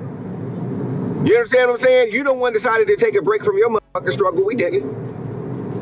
You know what I'm saying? So we can't afford to think like you. Right? If we thought like you, we'd lose every fucking thing, just like we're starting to do now. You know what I'm saying? Maybe if we start thinking more American than globally, you understand? Then we can get some motherfucking where. Stop carrying all this fucking weight. Right? We're carrying the weight of several countries. Right? We're doing the work of several fucking governments. You dig what I'm saying? Raising people, protecting people, giving people our rights, letting them anchor on or tether on to our motherfucking historical achievements. And then these goddamn people from the Caribbean islands and I'm starting not to like y'all. And I promise it didn't start out that way, but it's gonna get there. You wanna be the same. The exact fucking same. Oh, we had slavery in the Caribbean and we had slavery in it. Ain't nobody denying that, but it wasn't the fucking same. Stop stop trying to trauma bond. History, it will show you that you motherfucking wrong. Stop that shit. Oh, my people escaped slavery and all. Okay, that wasn't here. You understand what I'm saying? And it wasn't the same fucking oppressor. These immigrants starting to act like, because slavery or enslavement happened everywhere, it happened the exact same way. No, it fucking didn't. No, it did not. None of you, and I do mean none of you, went through what our motherfucking people went through here and then still live here as the motherfucking current person, right, in that long line of genealogy, facing many of the same fucking challenges that our grandparents, our foreparents faced on the same fucking soil. You're disconnected from how your people will fucking feel. Talking about, oh, we went through the same thing. Well, you don't look like it. You don't motherfucking act like it. If you went through the same thing, how the fuck didn't you come out the same way? Where's your great emancipation fucking story at? Where are your history of inventions from necessity? Where's your shit at? Right? So we're not the fucking same. We did not go through the same thing. Now, we're not going to hate on your motherfucking oppression or your history of struggle. We're not going to do that. Right? But you're not going to sit up in our fucking faces acting like y'all people went through the same fucking thing and you didn't. We can go year for year. We can go era for era and find that you fucking lying. You know what I'm saying? So, like, if you got to start something off being disingenuous, it ain't even worth fucking having with you. And you people can't seem to be genuine at all. And I mean at fucking all. I want to see a history of the Jim Crow that came after slavery. I want to see your history of lynchings. Right? I want to see your history of police brutality. I want to see your history of slave patrol becoming police. I want to see your legacy of creating HBCUs and banks and theaters and social and civic institutions outside of the damn system that oppressed you. I want to see that if we did the same fucking thing, I want to see the history of the cat of nine tails. I want to see the history of the slave patrol. I want to see the history of a Jamaican or African confiscation act. I want to see a militia act, right? We want to see these things. We want to see the poll tax. We want to see the economic retaliation. Show us if we went through the same fucking thing. See, y'all starting to piss people off. You know what I'm saying? With this whole fake shit. Y'all been faking so long, now y'all fucking believe it. Now we here to wake your dumb ass up. You know, family, as sensitive as these people are, these internationals are, we're just us roasting. You know what I mean? They want to put out a stereotypical cartoon about us, right? Now let us do something like this, okay? They'll be falling out. See what I'm saying? Let us do something like this. They'll be falling out. And see, this is the type of shit that we expect from the white tea people. You know what I mean? They've been doing stuff like this for centuries. You know what I'm saying? Racist cartoons and stuff. You know what I mean? But for these folks to do some stuff like this, y'all already whining. You know what I'm saying? Talking about why we delineating, why we doing this, why we doing that. This is why, because we know you guys hate us. You know what I mean? We know you guys hate us. We know you guys are jealous. You love us, but you hate us. You know what I'm saying? Like, the fact that we cutting off the tethering, you know what I mean? The water's drying up. You can't drink no more. This shit has you guys extremely disturbed. And I understand. You know what I mean? I truly do understand, but it's something you gotta deal with. You know what I mean? This gives you every reason to build your countries. Go build your country. You know what I mean? But the point I'm trying to make is, as sensitive as you guys are, you know what I mean? Let us come out with some shit called the Musty Magic Tether. You know what I mean? A character. Like, y'all want to hear something crazy? That actually would have been funny. They really came out with a musty magic. Niggas would have been mad. Yeah, that shit would have been very, very bad. y'all will be all over the place. Talking about how we xenophobic and how we this and how we that.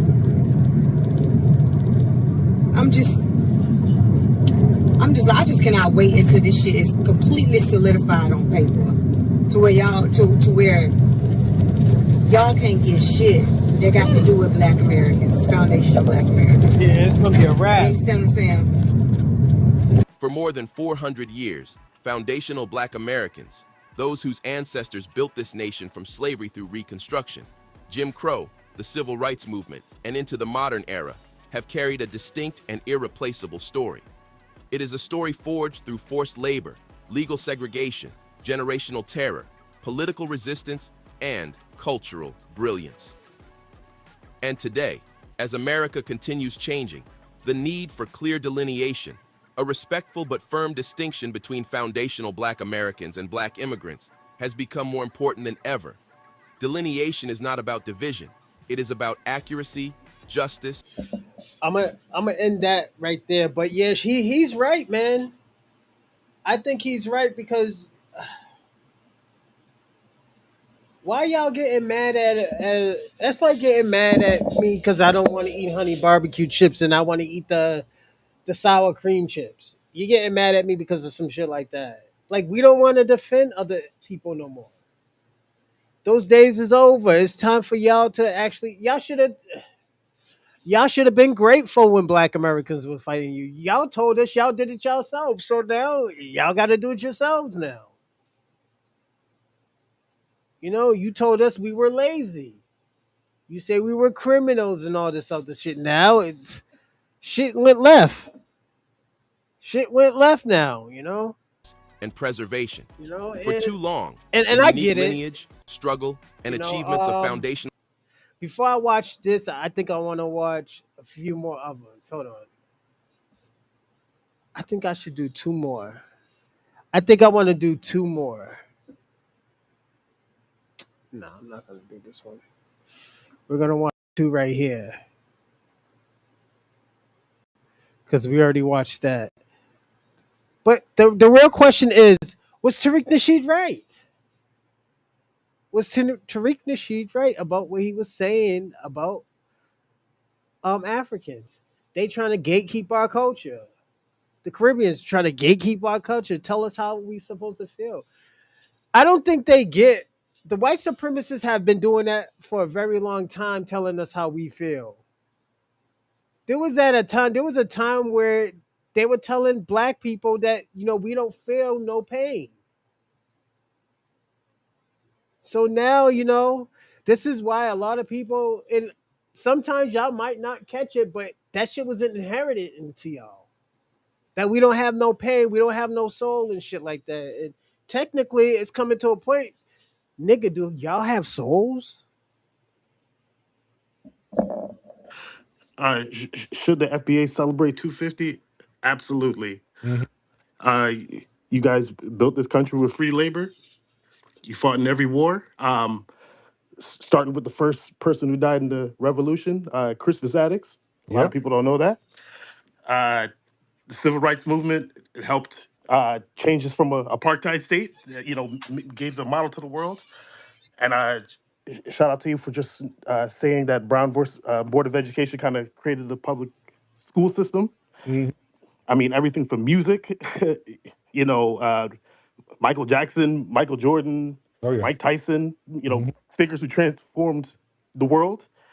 And just one last thing, sir. The last I checked, the last time America was truly happy, seems like the New York Knicks, team full of black players, kind of brought joy to America. So, Yeah, there it is. My man. Absolutely. Thank you so much, brother. What's up, that?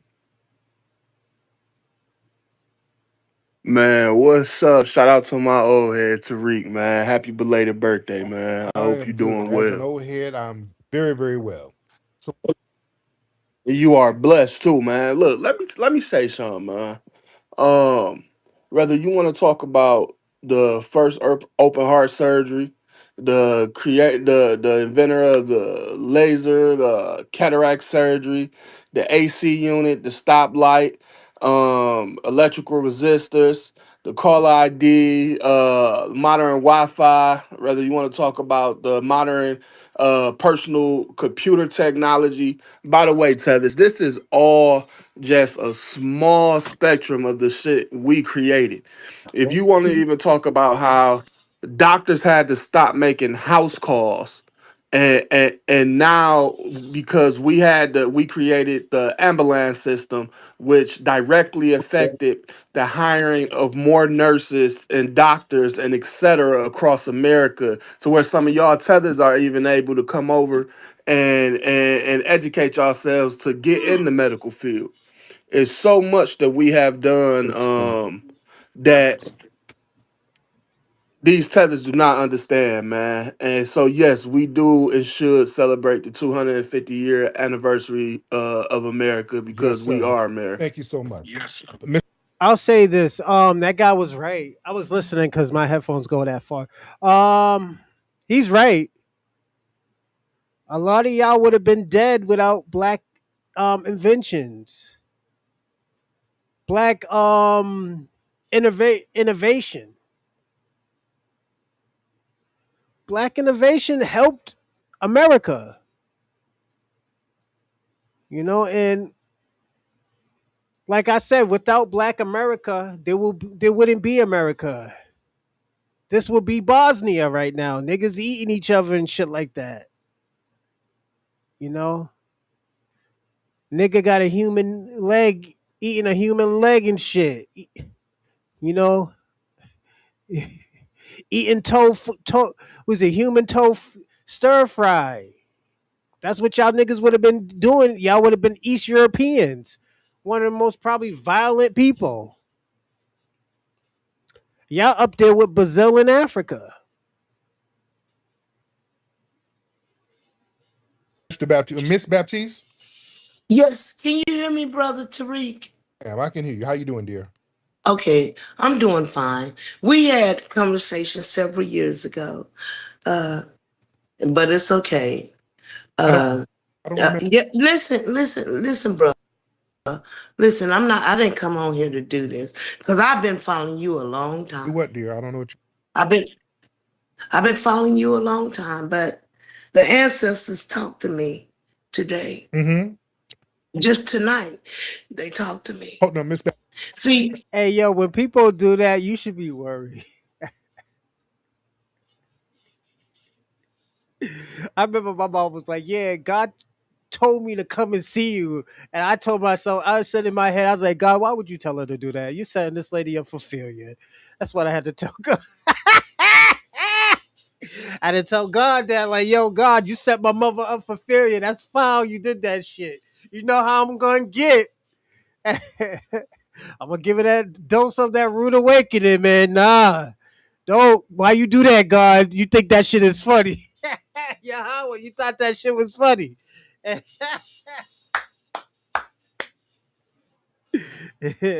that was the last time I heard of my mother until the funeral, until my uncle's funeral. So, and that was almost a whole year.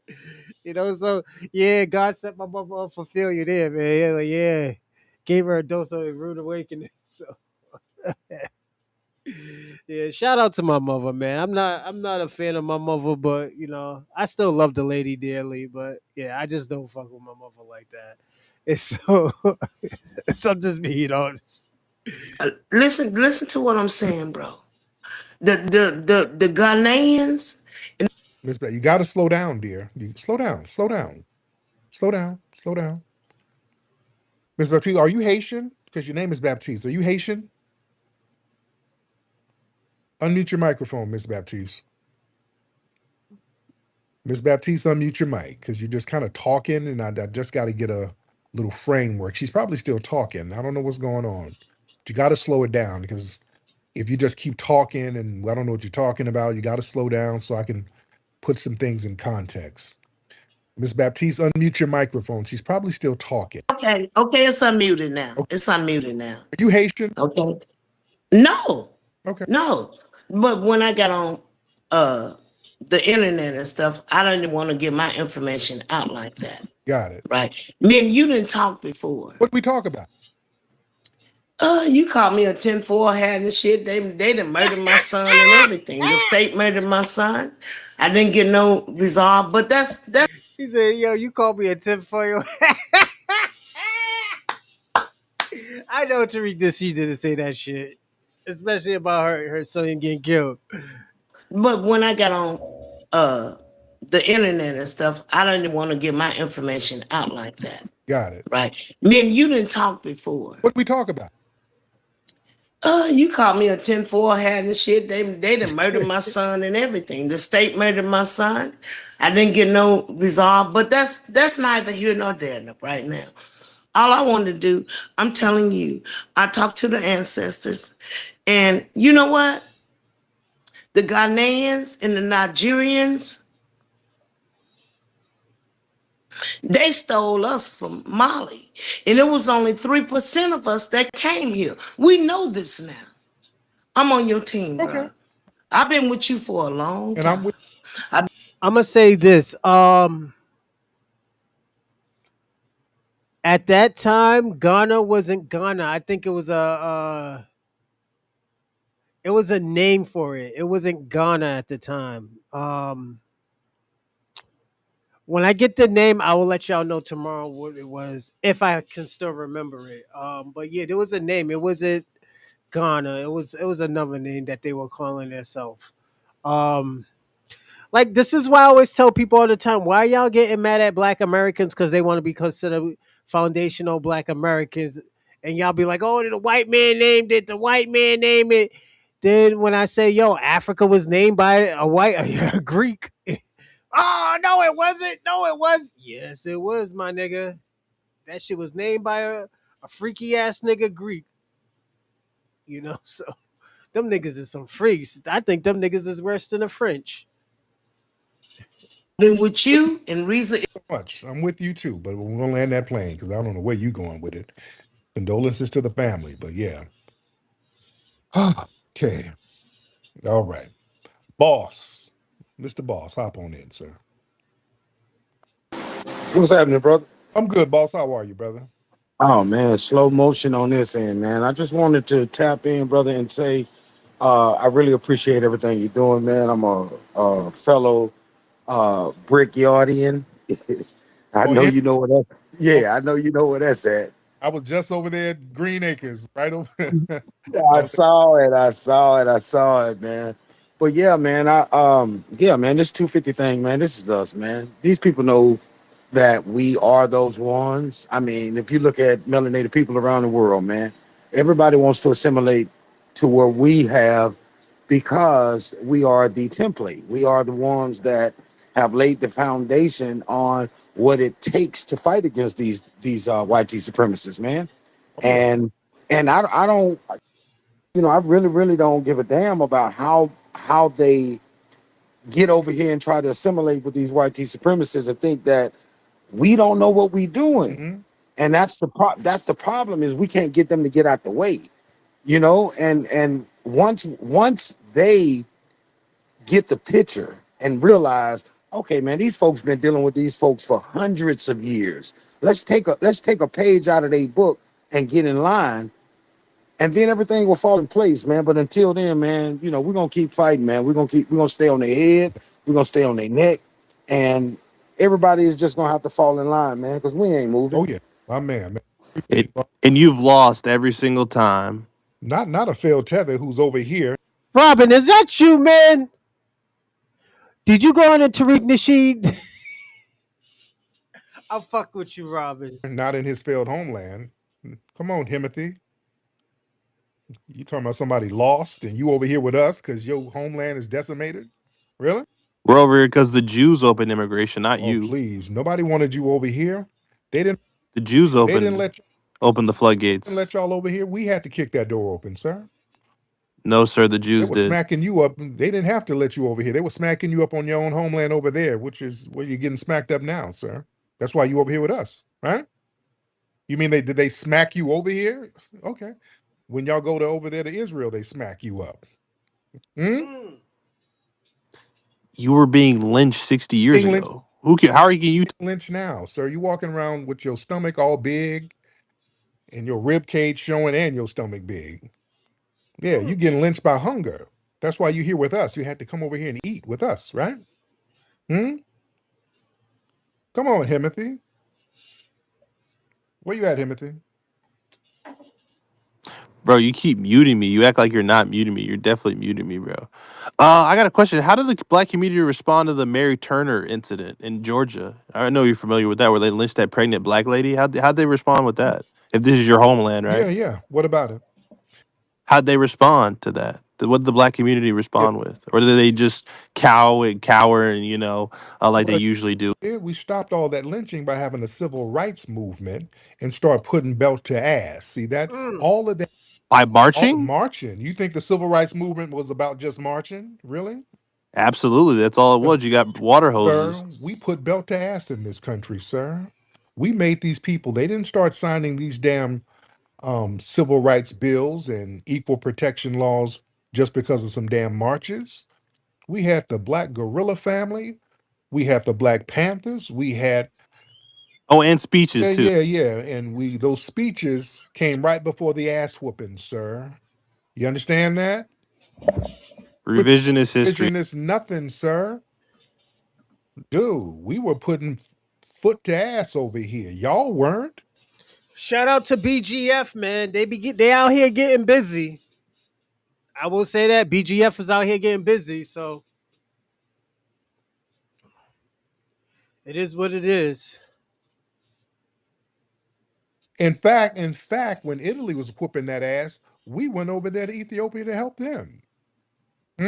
Yeah, a minority of y'all came over here, not many. That minority help worked out too, didn't it? It was mainly the British, buddy. It was mainly the British. Who colonized that ass? They went over there and colonized you. We were the ones over here. We had black people sending money over there, sending medical supplies over there. We were lining up to go help you fight. Our brother John C. Robinson was over there showing y'all how to fly them planes correctly. You're welcome.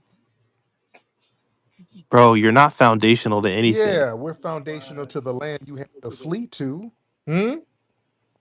How come you didn't start building it until you got enslaved? I'm confused. How did you not start building it until you got enslaved? Yeah, we've always built, sir. How come you didn't start building until you got We enslaved, did. though? There was buildings here before that. Robin, St. Michael's, let me ask you a question. Do you consider yourself an anchor baby or an immigrant? You're from Ireland. Do you consider yourself an anchor baby? Or do you consider yourself an American? It's just a question. You know, and until you answer, I'll explain why I'm saying that. Because technically, your grandparents or why they live in dwelling, muskrat and beavers will be capable capable of would be capable of building one that shows caved. I would say this, Robin.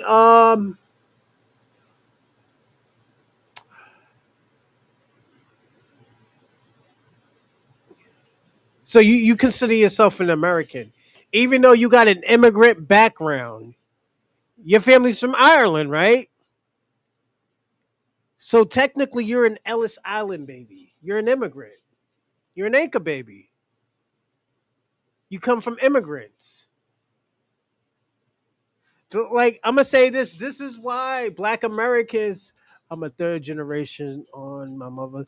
You're an immigrant. You're an anchor baby, St. Michael's. Yeah, you're an Ellis Island baby, St. Michael's. There's nothing wrong with being an Ellis Island baby. You came over there when niggas was busting y'all niggas in the head with potatoes and shit. You know? But the reason why I say that is St. Michael's, you're an immigrant too. You're not really the purest American, you know? Like when you really think about it, you ask a black person where you from, the only thing they could say is I'm from America. You can say, oh, my mother's from Ireland, my father's from Scotland or Germany or some shit like that. I can't say that. I'm the purest. My family is the purest Americans ever. You can't track to see where I'm from. You know, that's why FBA's got to the U.S. No, from where? What country? What country? Do you know what country that my people came from? Because you can't, and I'm gonna say this: you can't tell us what country we came from. No, that's not a country. That's a geographic location. So again, St. Michael's. I could say, oh yeah, St. Michael's is from Ireland. You can't do that with my people. Only you could give a geographic location, but at those times they weren't countries. They weren't countries, St. Michael's. They weren't countries at the time. A lot of these countries are fairly new. My great grandmother and my great granddaddy is older than most of those African countries that you're claiming that I'm from. So again, can you tell me what country am I from? No, I'm not asking for a region. I'm asking for a country. Can you tell me what country I am from? Like I know you're from Ireland. Your family's from Ireland, right? Can you tell me where my family, what country my family is from?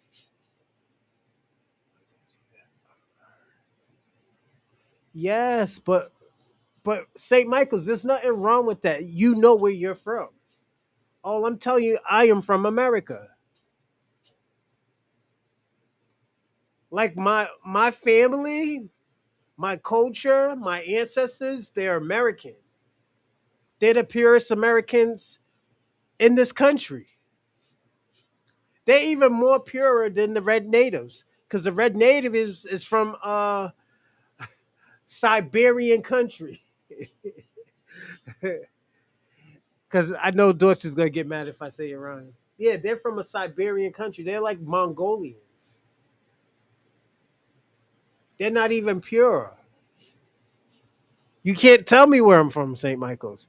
Or you could say, "Oh yeah, you're off of some country in West Africa." That doesn't. That's not a fact.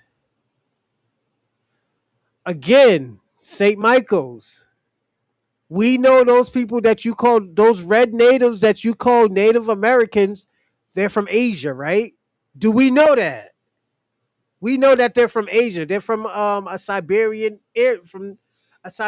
country. We know that.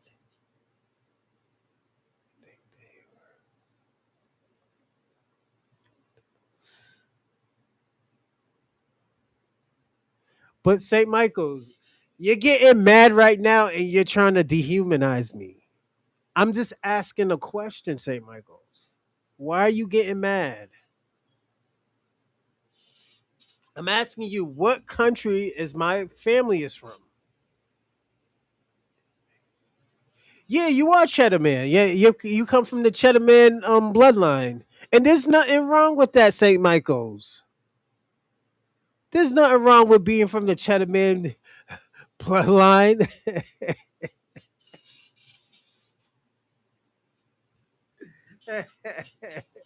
You are a Cheddar Man offspring. This so what, St. Michael's? I don't care. I'm not gonna make it worse for you, my nigga. Like this is NBA.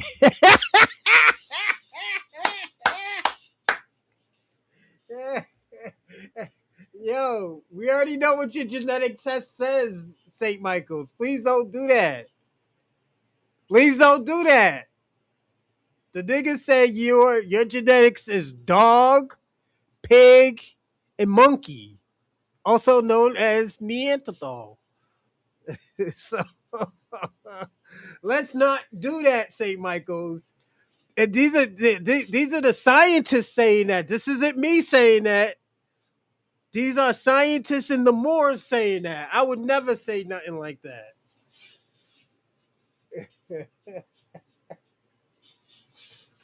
This nigga's getting mad right now. Yeah, the scientists said like, yo, your race is mixed with dog, pig, and fucking monkey. I would never say that about you. You know, so and they said that you don't have hair, you have fur. I would never say anything like that. But this is what the scientists are saying. This is what this is what the Moors are saying. Or the commit people. They say you don't have hair, you have fur. I that That's over my pay grade. That's all I can tell you. That's over my pay grade. I would never want to get into those type of conversations, Robin. But I mean, St. Michael's. But that's something that you need to deal with the scientists and the Moors.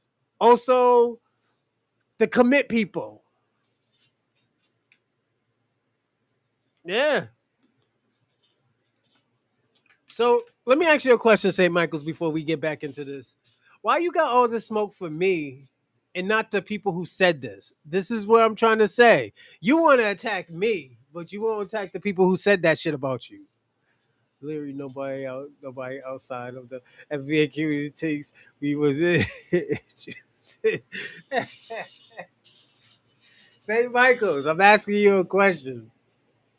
Why are you attacking me and not the people who said it? The scientists said it. The Moors said it. The commit people said it. Why aren't you attacking them? Are you scared? I thought the Irishman wasn't scared of anything.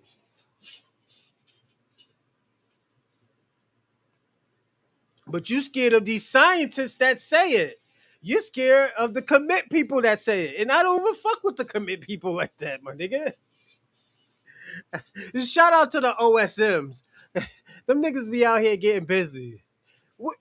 St. Michael's, we did a show on that, all right? Don't act stupid now. You talk about all this fucking IQ, now you acting fucking stupid. I'm not the one that said white people was genetics was dog, pig, and monkey. I didn't say it. It was a scientist.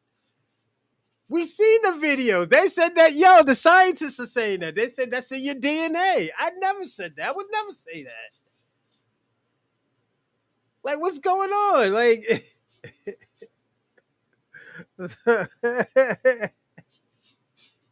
so you getting mad at me because St. Michael's, they said it. I proved it I proved that they said that.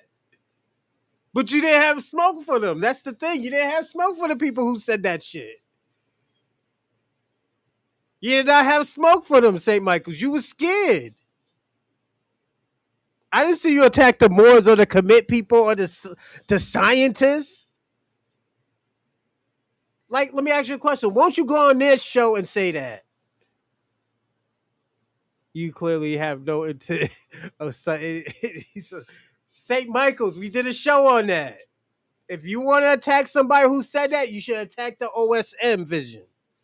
If you ain't going to attack them, I don't want to hear anything because you're scared of the people who said it.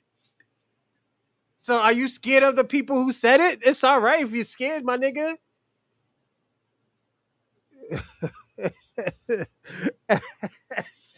Nigga, we did the show last week. What do you mean? What are you saying? This nigga mad at me. You mad at me, but they said it. Won't you direct your anger at the real person, the real incorporate who said that shit?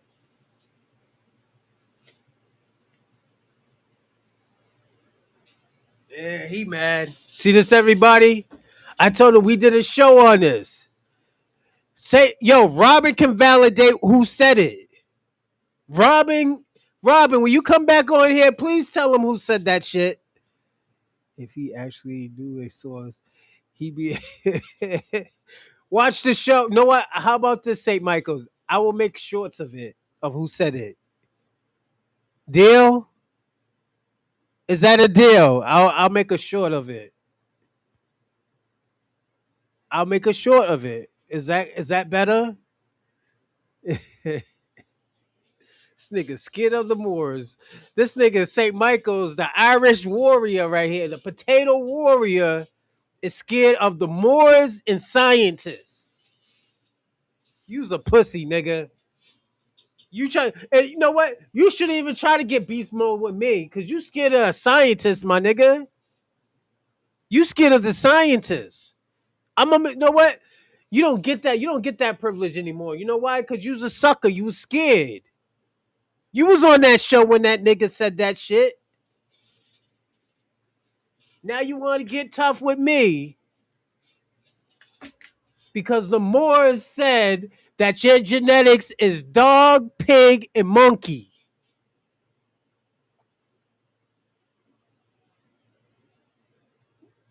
That's what the Moors said. Now you scared. What are you scared for? You scared. I told you go to OSM and ask them. They be doing live shows. Why you scared? See that? This is how you know, these white supremacists are scared. They scared of these Moors out here. They scared of these commit people. And it's all right, St. Michael's, because you would have got that work. That's the thing. Those OSM vision would have gave you that work. Yeah, they would have gave you that work. Yeah. Them niggas say your genetics is dog, pig, and Neanderthal. They say you don't got hair, you got fur, nigga. And you got mad at me. And didn't get mad at the person who said that shit. You know what? I'm gonna do something special for you. Hold on, St. Michael's. I'm gonna do something special for you. You gonna make me bring this shit back, but it's all right. I will. This scary ass nigga over here, St. Michael's. Give me a second, St. Michael's.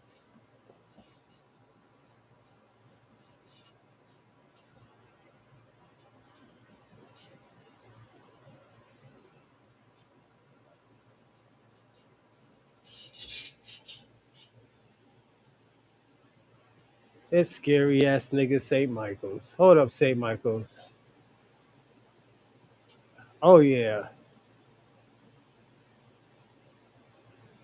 Raise your flag if you disagree. Africans and their All right, everybody. We're gonna watch it one more time, all right? Just to prove this nigga wrong that I didn't say it. Raise your flag if you disagree. Africans and their descendants are the only race with hair. Caucasians, their descendants and all others have fur like other animals. Okay, explain. You disagree. Go explain. Explain why you disagree. Me first? Yes. Has someone not gone? I can go first. Yeah. So, human hair, like the hair on my head and the fur on an animal, they're different. What up, St. Michael? Stay. So, like, animal fur, it sheds. Animal fur is seasonal. They grow it, they shed it. Animal fur has things. Different oils. It has things like built into, like, maintain heat. There's things built into, like, conserve energy. Human hair does not have that. So human hair is not fur. This is not fur. Human hair also has only one hair per follicle, and fur usually has up to 4 to 10 hairs per follicle, depending on the animal.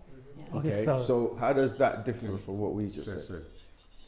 Well, hair, what she's saying is... Robin, I mean, St. Michael's, they're talking about the human race. Just listen. Just saying, hair's one product, and fur is a separate product. So what's the difference? Pardon? Well, I think what we just said. All right. Let me explain something to you. Right? If you study hair and see how the hair grows out of your scalp and from the follicle, right, you will notice that every being on the planet doesn't have hair; they have fur. We, as the Nagaru, the Negroid race, our hair grows out and curls in the follicle of 9, which is why we used to have something people refer to as the afro, right? We call it a natural.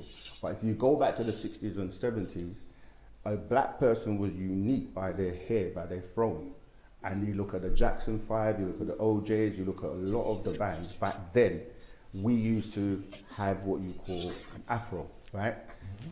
Over time, when the colonizers, slavery, they started to get black people to straighten their hair, right?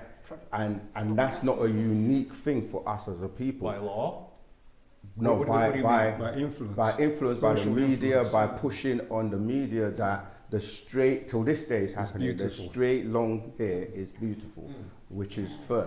If you cut your hair right now from your hair, right, your head, and put it down, and we went and got animals, different animals, like different dogs or whatever, and cut their hair, and we put them all on the same table, you wouldn't be able to tell the difference from... you objectively would. You wouldn't be able to tell the difference. They would be observably different on a microscopic level. Like on a microscopic level, the thing that makes our hair different from fur is the proteins. The more protein that hair will have will determine whether or not it's hair compared. So St. Michael's, what he's explaining is that black hair or Negroid genetics produce oil. We produce oil in our hair. That's what makes our hair, coil in the way it is. This is why when the sun hits our hair, it don't dry up. Because what I was saying about the 6 ether, which is the straight hair, the flank hair, because it grows out of the follicle and comes downwards, like it doesn't go upwards. So when you look at everyone on the planet, they have unique traits, right? So the Sans people in what we call South Africa today, if you look at them, they have the traits of every race on the planet. And the hair that is very curly or kinkly, as they call coil, it grows in the curl of a 9. It's very thick. They have other aspects like the Chinese with the eyes, and they have like dimples, and they have different traits. And people who study genetics would tell you that the difference from having an afro hair to having any other type of hair of the races. This is why the Chinese, they cannot curl their hair, because the way their hair grows, it comes out and it just sticks out. Whereas the European, it flanks downwards, and the African goes upwards in the night. So to clarify, this is fur. Yes. Does your hair grow up or down when it's fully long? I think it goes down. That's right. No, here's the thing, but I do have hair that does do that. There's unique traits that's in every race. But that's no, but what like, I was saying. you're describing like 4C hair. You're describing my pubes. Like my pubes do that. No, what we're saying. They are Do curly. you remember a They are time afro. on the planet Well, when black people this had, is fur. had Is this afro also fur? hairs? Do you remember the time when most black people had afros? This is And it's coming back again now. Now, what took place? Why did they stop putting on their afros?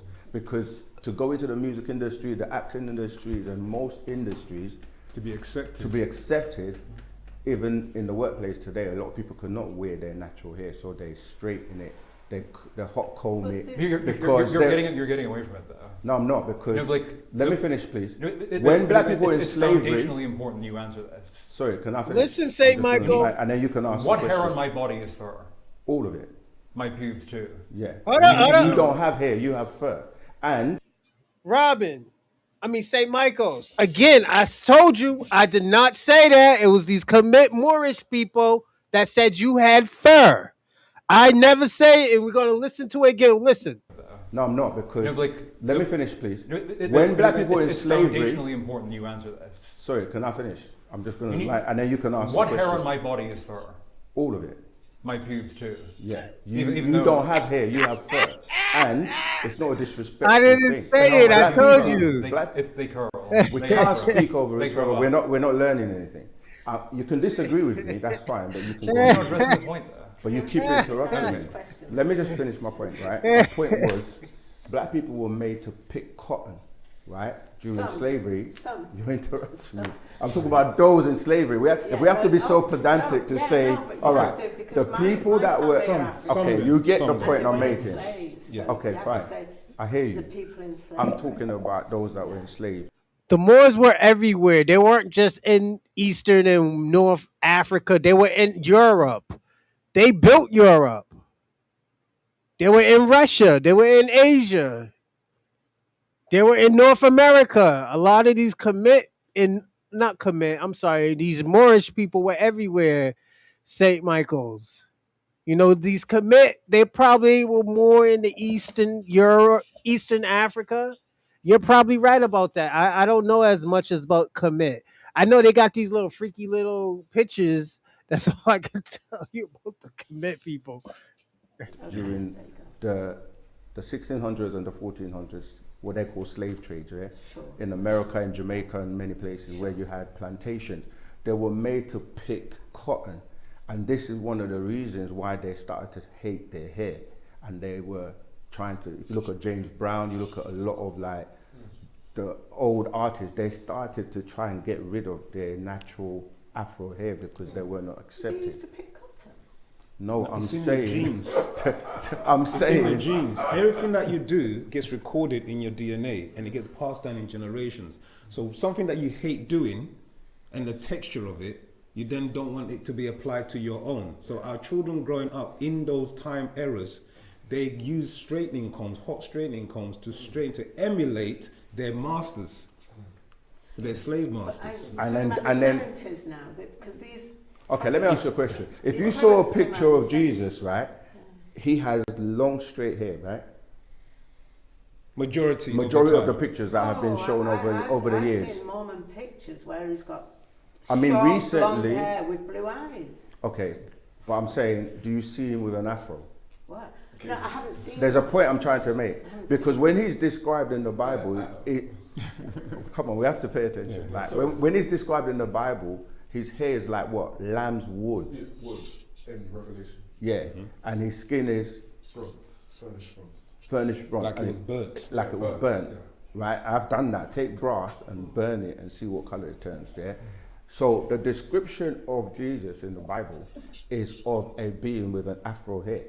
But then the picture that is pushed in the media and the mass media is him wearing straight fur, 60 for fur. So, I mean, we can elaborate the point, but the answer still Well, that's the way stands. they painted him in Renaissance Italy so that he would appeal to the Michelangelo. white. Exactly. Yeah. Exactly. But what actually determines somebody's hair type is actually the shape of the hair follicle. Exactly. That's That's what right. I Described. said, The yeah. 9, the 6, which is the 9 grows upwards, the 6 grows downwards. It's just that there are Africans with straighter hair that. This is due to down. mixing. This is due to mixing. Because Genetics. when you go to Zanzibar and parts of East Africa, you see that because the Arabs came in and mixed in and produced these different traits of hairs, of thinness and straightness and curly and wavy, etc. I was just about to ask that about the Ethiopic people and the Cushitic people. Why is their hair so Arabs. Yeah, you would say it's the influx of the Arabs. Exactly. That's right. Because Indians, I'm mixed race, so my hair's more straight. What it is that what we're saying here is that we have to look at things from a scientific perspective rather than an emotional perspective. Now, St. Michael's, I need you to pay attention to this, all right? You got to understand that I did not say this. Now watch. We have to look at things. The first people on the planet Earth was the Negroid race. Anthropologists, paleontologists, all the ologists all acknowledge that the first race was the Negroid race. We say in our language, pan-africanism, the Negroid race. We're the first people on the planet Earth. As the brothers are saying, our hair grows up to the source. That's why it grows up. What source are we talking about? We're talking about the sun. Because everything grows towards the source. That is hair. All other races, what we're saying, all other races, inclusive of animals, the hair goes down to that source. An actual fact. Now, within the black Negro's hair has the greatest amount of keratin, the strongest amount of protein in the hair. And our hair is an antennae, and not only it is an antennae, is to help increase the amount of electricity in our bodies, and that ties into our melanin as well. Again, we have to look at things from a scientific perspective rather than from an emotional perspective. We do not say, I think, I feel, I believe, I have faith, I hope. No. Or that makes you bad. Or makes you bad or good. Well, no, you kind of are. But no, we're going to come to the fact that other races also have their unique traits. No, so we're not saying that. But we're not saying that only black. You can't do that. That's so. What do you mean? I'm saying that you are unique by way of your skin. Because you can't dehumanize me and go, actually, you're just unique. Who says what do you mean? dehumanizing? We're not humanizing. You said, what was the story about Samson in the Bible about? Why do you think that? You're comparing natural parts of me to an animal. Right. Okay, wait, let me tell you something. Genetically, your DNA is tied into the Homo simian, Homo canine, and the Homo porcine. So if you want to go and do some research, because scientists have done DNA and these tests, aren't humans? Dog, what you call a pig, monkey, and what you call a monkey. So this is why the Neanderthal. I told you I did not say that, St. Michael's. Now listen to him again. Listen. Simian, Homo canine, and the Homo. Story about Samson in the Bible about. Listen. Why do you think that? You're comparing natural parts of me to an animal. Right. Okay, wait, let me tell you something. Genetically, your DNA is tied into the Homo simian, Homo canine, and the Homo porcine. So if you want to go and do some research, because scientists have done DNA and these tests, aren't humans? Dog, what you call a pig, monkey, and what you call a monkey. So this is why the Neanderthal, and these are scientific fact-based things. Yes, and I'm trying to explain if you would actually listen. Robin, I am glad you are here. Now, Robin, did I say that the white race is mixed with monkey, dog, and pig, or did the Moorish commit people say that? Because St. Michael's is still trying to blame me, talk about I said it, and I said no. This is what they said. They say genetically, this is your genes. So did I say that, Robin? Please, if I did, please tell me Rosalind, you did say that. I just brought out the sources. Yeah, we are monkeys.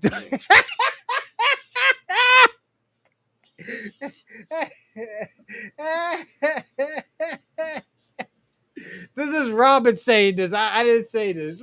Robin's bugging. Yeah, we are monkey dog. Yo, Yo, Robin is bugging out here. Yo, y'all must be having fun. Yeah, I didn't say this, St. Michael's. Thank you, Robin.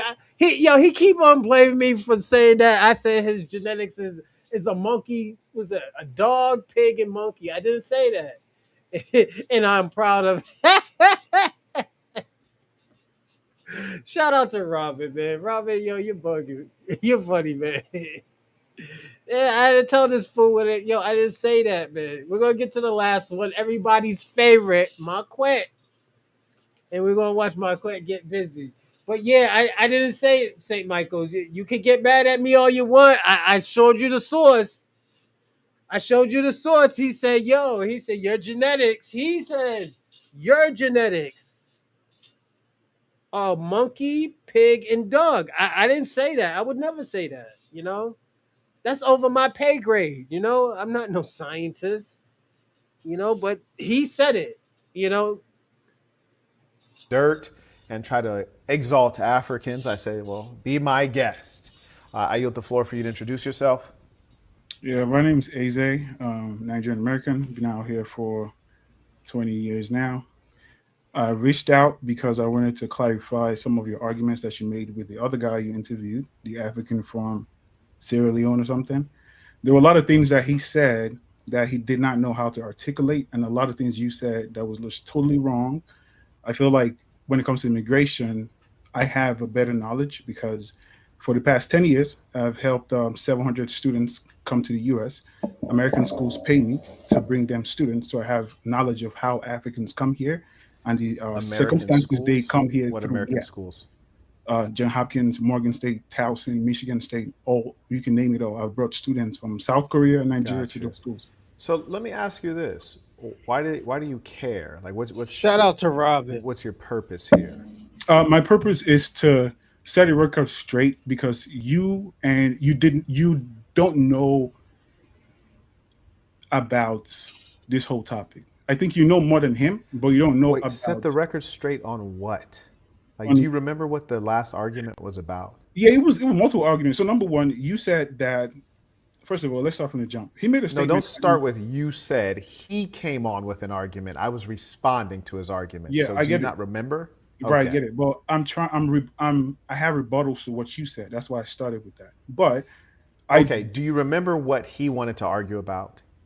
That's the thing. I don't think he had a good argument. He came on and said that he thinks that black people are not as good as Africans. Now, that's not an argument. That's just a salacious statement that he makes. I'm not making that statement. My own statement on an argument is I do think, not even an argument, but a statement. I do think Africans who come to America are better positioned to succeed than black people, white people, or whoever. But my rebuttal to what you said was, oh, the Africans who come here are from wealthy communities and they're connected. That's all crap. That's a lie. So you're already lying. But let's rewind to the beginning and let me make it clear for the audience, because the difference between people like you and people like me is maybe your business, you get compensated to bring in foreigners into my country. That's all well and fine. You have a business doing that, fantastic, get your money. But my work is a global work, and you can trace the history on it. I'm not a polemicist. I'm a person who actually engages in real philanthropy on the ground. I put in real dollars in Ethiopia, in Uganda, in South Africa, and in Nigeria. You see, I'm not here to debate you rascals to prove that I'm smarter. It saddens me to see you guys show up with these petty arguments, and I'll tell you why. If you're Nigerian, I've been on Nigerian news many times. I speak very well of Nigerians. I have a lot of Nigerian friends here and in Nigeria. I always give them their credit and praise, which is often due. And also I speak to the realities of Nigeria today and tomorrow. What disappoints me about you Africans, and someone was just asking me like, hey, why do you bash Africans? I said, I don't bash Africans. I bash African tethers who get out of line and are jealous of the foundational Black Americans, who are dishonest about their reality. I bash the hell out of them. and also I'm always on Nigerian news speaking very well of Nigeria. I've already No, said you're that not. Nigeria You're not is the on next. Nigerian news. Don't I've interrupt never me. seen Don't you. interrupt me, boy. Okay, Do I not got you. interrupt me. Yeah, you started that nonsense you do with Do other not people. interrupt me. Go ahead. I've also spoken very well and stated that Nigeria is the next superpower and gone into the reasons as to why that is. So you guys have such low self-esteem that with your victim mindset as a colonial subject still today, the only way you feel like you could climb up is to tear down the foundational Black American. It would be all well to say, hey, I'm a proud Nigerian. I'm a proud Ethiopian, South African, proud fill in the blank. Fantastic. But why do you feel the need to compare yourself to the foundational Black American? Why don't you just be you? Why do you have to be you as compared to Black Americans? Okay. So just to give you a background, I have 4 companies, 30 plus people, employees, full time. My company total 32 employees. Out of those 32, 17 of them are Black Americans. So the idea of, oh, you guys are this and that and third, no, it's insanity. Now I'm here to tell you that I don't think we don't believe what you're saying. I don't believe anything you said. That's fine. I don't. But I tell you what, you can prove me wrong. Prove me wrong real quick. No, real quick, before you go on, you said you have 17 Black employees. Prove me wrong. Because on websites, when you're running a public company or you're even a private company or a small company, there's a button that says team, and it'll show you all the people on your team. For example, we're doing enterprise software right now for an HVAC company. And on that HVAC company's website, if you click team, it shows the guy who runs it and it shows all his team members. So you want to prove that? Because I think you're lying. I think you're lying. I mean, you would think I'm lying all you want, but that's your problem. We don't need to guess. Why don't you just show it? Just prove it to us. Prove it to us. Listen, I'm not here to prove nothing to you. No, you just made a claim. Prove it. That's all I'm asking. I'm politely asking you to prove it. I'm not here to prove nothing to you, but just again. Then why'd you say it then? Why'd you say it then? For background. No, hold on one second. You brought that up. I'm just asking you to validate what you said. I'm not asking you to do anything weird. You decided to bring that up, so I'm asking you to prove it.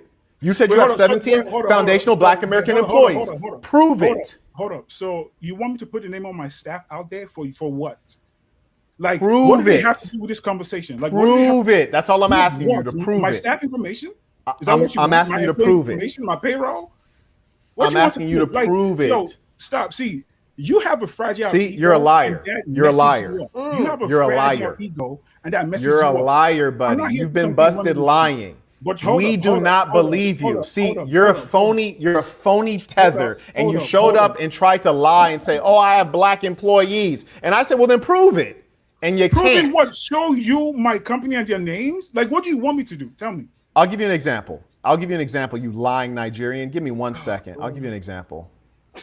I'll give you an exact example. For an educated debate. You see how you... No, be silent. You asked me for an example. I'm going to give you an example of what I'm asking you to do. I never asked for an example. Never in my life asked for an example. Be silent. You said, what do you want me to do?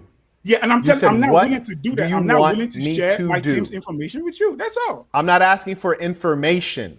If you go to my website, you will see their names and their positions. I'm not willing to share that with you. Okay, what's the website? What's the website? I'm not giving you that. I'm not giving you that. You're lying. So shut up with the lies. Tell us something real. Tell us something real. Because just as much, real quick, just as much as you can get on here and lie and say you have 17 foundational Black American employees, I'm going to go ahead and lie and say I got 23 Nigerian employees. So now what we talking about? I got 23 Nigerian employees.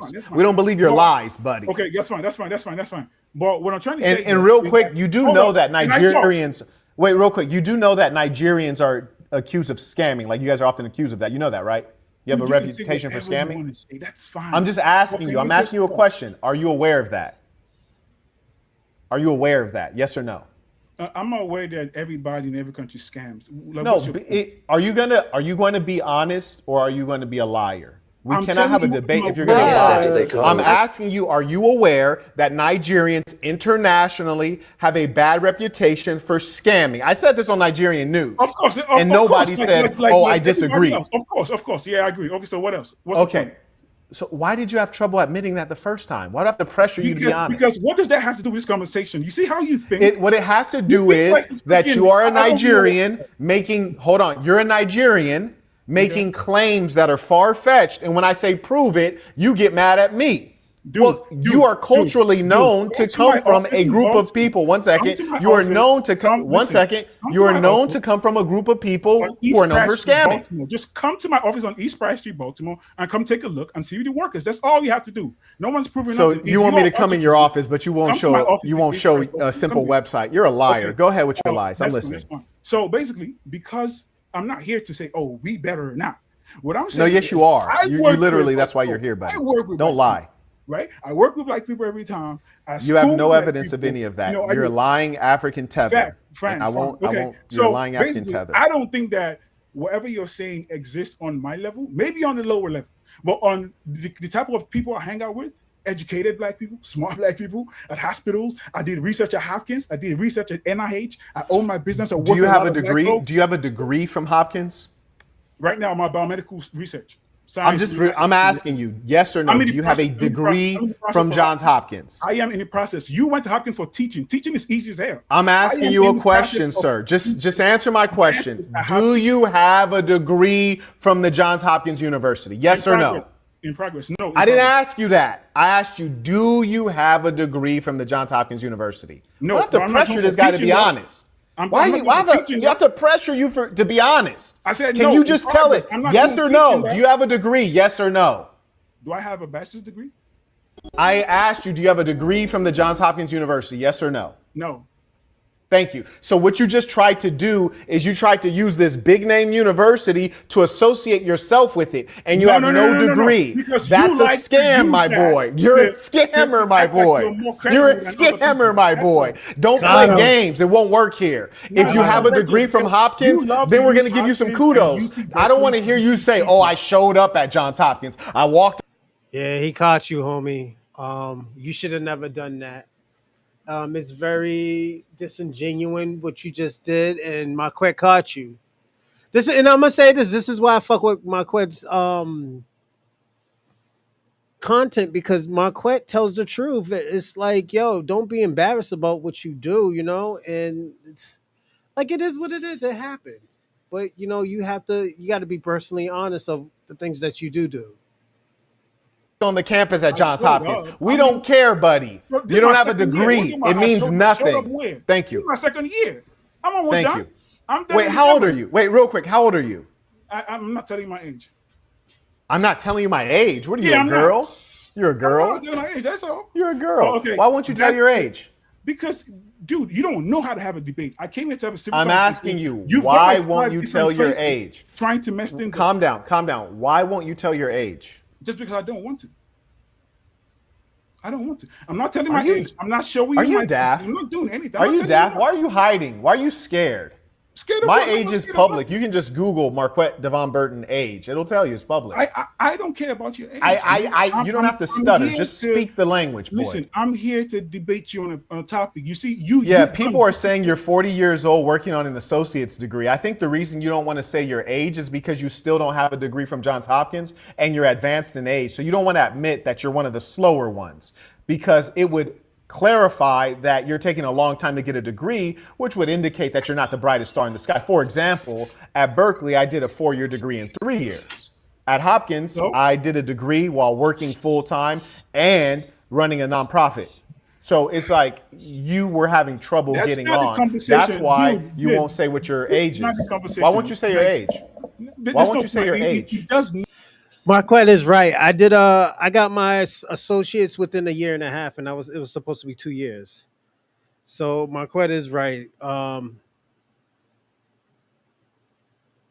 don't know what's taking this guy so long. It's weird. Nothing for this conversation. Why won't you say your age, liar? We don't like liars here. Be transparent. Don't come out in the public. Go back to the topic. Do not come out in the public unless you are willing to operate in the public. You will not be able to hide and be a coward here. So if you're scared to operate in the public, don't come in the public. There's a cost to clout, my boy. There's a cost to all of this. If you're scared and you're a liar and you have things to hide, this ain't gonna go well for you. So say what your age is. Say what your age is. Well, how is that relevant to this conversation? Say what your age is. But why is that relevant to this conversation? Say what your age is. I'm 33. How does that help you? Okay, now you're 33. So a bachelor's degree takes 4 years. You start at 18, that's 22. A master's would be another 2 years, that'd be 24. If you took a PhD, that's another 2 years, that'd be 26. You're 33. So you're far past the time in which you should have had a degree. So how can you contend with me or anyone else? Wait, you're the late comer. You're a late bloomer. You're behind. But hold up. You're behind. But hold up. You see why I didn't tell you the age? Because this is my second. I knew why. You knew why I asked the age. You're scared of the truth. You'll notice something different. If you ever ask me the truth of who I am, I'll tell you. If I ask you the truth of who you are, you start stuttering. And that's the problem with you scammers. You cannot scam me. I always tell people you can't lie to people who are more intelligent than you. You can't lie to people who are more intelligent. It doesn't work. Hold up. Dude, listen, you're not even, I'm here to talk about something different. You took the conversation somewhere else that confused yourself. No, sir. You were coming to continue a debate, and you explicitly stated that there was another African fellow who came on, and his goal was to say Africans are better than foundational Black Americans. And I take great offense, not only to the argument, I take offense to the intention. I take offense to the intention of drawing divisiveness unnecessarily. Dude, you do that. I take all offense to that. You do that. You're a peon and a fan. Stay in your place and don't interrupt me when I'm speaking. Shut the fuck now, up. I'm not going to do that. You're not going to tell me that. Wait, what'd you say, boy? I said shut the fuck up. Don't. Hey, listen to me. Hey, listen to me. Listen to me. I don't give you a crap. Listen to me. Let's go back to the debate. You're a dirty little tether. You're a dirty little tether in a city that I can get to easily. And B, I don't even need to get to. I'll have somebody come off of Pennsylvania Avenue and clean you up. And I can arrange that tonight, right now. Let me finish my point. No, hold on one second. Let's get this straight, because I like this. You forget I lived and operated in Baltimore. So let's be clear. If you want to run your mouth, no, real quick. If you want to run your mouth and you really feel like you like that, I'll give you one challenge. DM your address on IG right now. I promise you, I get somebody to your address within 30 minutes. Right now. Send it right now. Send it right now. I'm gonna get somebody to your address within 30 minutes. I want you to answer the door. Silly dude. You a good little African kid, boy. I would break your jaw. You ain't never did nothing in your life. You damn tethers on here talking crazy. You's a like good ass little kid. You a little Christian Nigerian. Boy, you better shut your mouth. I would break your jaw. Yo, can we go back to you scared to say your age. You're not a man like me, boy. Can we go back to you wouldn't even make eye contact with me, you dirty little tether. Dude, don't you ever curse in this live session. Argument. Listen, don't you ever curse in this live session. You're not like that. Stay in your place. Dude, I would curse if you call me a boy. I would curse every time you stay in your place, because if we're in real life, I will punk you. If we were in real life, I will punk you. You wouldn't do anything. Stop acting like you something you're not. All right, let's go back to the conversation. Where'd you grow up? Where'd you grow up that you're a tough guy? Your father's house. Where'd you grow up that you're a tough guy? House. Your father's house. You know where my father lived last?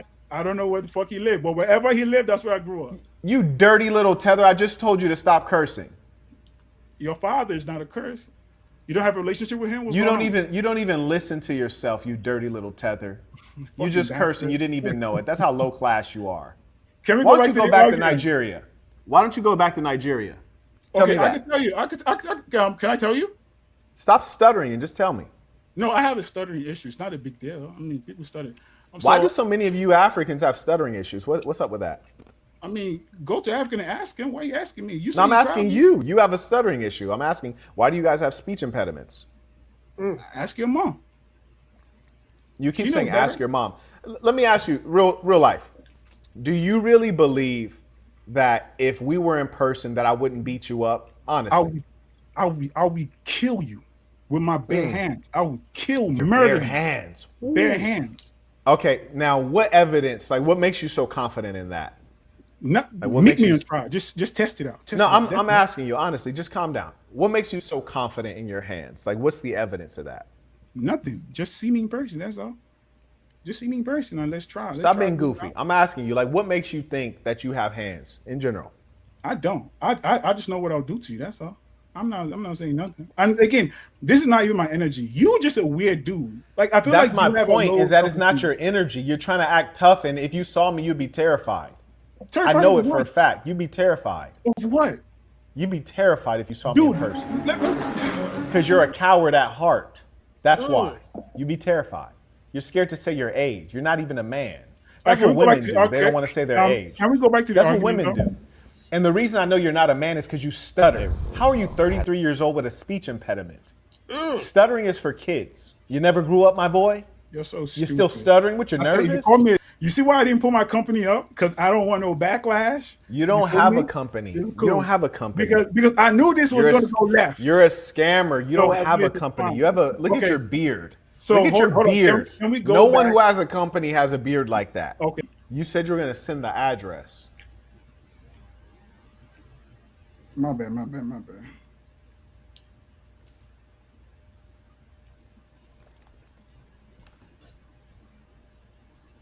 You see it? So whoever you want to send, they can come right now. It's fine. I have a few guns out here, so we could do something. No, you don't. You're a liar. So you don't now, okay, that's fine. I mean, I sent you the address. You can send somebody here. That's fine. It's not an issue. Give me a second. So back to the debate. So my reason for coming here was to debunk some of your claims. But why? Why? Because you don't know what you're talking about, and you need someone who's more educated to talk to you. You're not educated. You're 33 years old with no degree. You're an idiot. Like, what? You're not educated. What are you talking about? You said someone who's more educated. You don't even have any education. You're an idiot. What are you talking about? I have a question. You're deluded. Hold up. You're deluded, kiddo. Hold up, though. How'd you get into a master's You program? are deluded. How'd you get into a master's program with no bachelor's? You are deluded, kid. Okay. Well, so you said someone who's more educated. Wait, real quick. Did you say someone who's more educated? Real quick. Did you say someone who's more educated? On the topic here. On the topic here. Did you say someone who's more educated? Doofus, yes or no? Yes. You did not say that, you liar. What did you say? I said someone who's more educated, but I was referring to the topic. Now, but you were referring to, you're a lying imbecile. I hate people like you, always trying to change up what you say. You know what? You're a clown. Shout out to Project Monger. He writes a small but consistent tuition. I appreciate you. I also acknowledge experience. He writes, he has a Velcro beard. He's a liar. Pack him up. Exactly. Okay. And he can't even grow hair on his upper lip.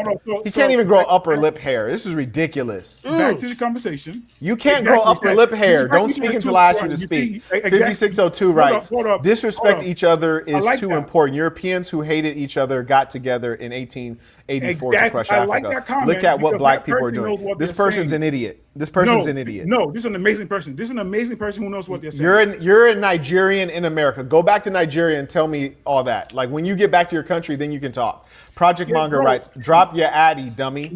We over East and West worldwide. Baltimore FBA. These tethers be musty and real life haters. I got little homies that would roll you. So we're gonna come check on you real quick. Let me grab my other phone. If you want to, no. I want to verify that you are where you said you are before I have somebody come. Dude, because I want you to see. I want you to see what's up with me. So I just want you to verify real quick. No, don't play that. Don't play that game. We're gonna verify you. You're about to be like, damn, you're everything you said you were, Marquette. Damn, Quet, you said that you could have somebody come check on me, and you did. Yeah, and you did. Because I want you to have a conversation. No. F all that. No. I just want you real quick. I'm chilling. Real quick. Listen, no. F all that. Don't play nice now. Don't play nice now. Don't play nice now. Nah, I hate you cowards. Don't play nice now. Don't get nice now. That'd be nice. Yeah, don't get nice now. You got mad because shut up. Don't get nice. I don't want to be friends. I don't want to get nice. If you could do me a favor, listen. I just want you to validate the address. You sent the address. I have the address here on my Instagram. All I'm politely asking you to do right now. Go outside. Just real quick. Shut up real quick. Go outside. Just take a picture so we can confirm that you are where you said you are. And within 30 minutes, you will have some company. Acting stupid and riled up because no. Don't try to back out. You said you sent the address for them to pull up. Just verify the address real quick because I don't trust you liars. All I'm asking you to do, go outside. Just take a picture of your address of your the numbers on your house, and then I'm going to send them through. And we can stay on live just to prove that they showed up. Because I want everybody to see like, ooh, he got it like that. So just go send me the picture real quick. Send me the picture. We're going to do all this on live. They're going to pull up on you while you're on live. And then I want you to say again what you said. Shut up. Just go show me. Just take a picture of the address on your house and then stay on live. And within 30 minutes, you will have some visitors. But hold on, let me tell you something. So you don't hold up nothing. Don't hold up nothing. You asked for this. Stay on live. They're gonna be there in 30 minutes. Just go verify the address. Wait, hold on. Go verify the address. Kill somebody because of your ego. Listen. Because if anybody comes here, they're no, don't play none of that. Don't play any of that, buddy. No, you was real live. You was a live wire 5 minutes ago. Stay in that zone. See me when I talk crazy. If I was in your situation, I would say, "Come kill me." I would say, "Come kill me." I show you the address and I say, "Come kill me then." So go do it. You're a big bad wolf. See, go take the picture. Stay on live. You will have a knock at your door within 30 minutes. And then I want you to say what you said about the big homie when they get there. Now you're scared. Now he's scared. When he realized that it could really happen, now he's scared. You see how real I am? I said stay on live. I wanted the people to see your face and all the blood drain from your face when you hear that knock, knock, knock on your door. Dude, shut up. Because I can make it happen. Shut up. In Baltimore, I can make it happen. Test me out. Test me out. You seeing people in the live chat telling you that they'll show up. I can make it happen. Just test me out real quick. Don't think I didn't make any friends in Baltimore. You said test me out. Test me out. Nah, we don't want to hear none of that. You don't have a real business. Can I just ask you a question? Can I just ask you a question, man? Why all of a sudden you said that you really wanted to smoke? I said I can arrange it. Why all of a sudden you don't want to smoke? Give me my address. What do you want me to do? Can we just listen? Can we just proceed with the smoke? Can we just proceed with the smoke? I'm begging you. Can we proceed with the smoke? I want to show the viewing public something. I want to show them a lesson real quick. So if you don't mind, I'm asking you the one simple thing, because I believe that you sent. Listen, one second. I believe crash out and kill. Just real quick. Just calm down. I believe that you sent the wrong address, and I'm really gonna have people pull up. So all I'm politely asking you to do, just calm down. Calm down.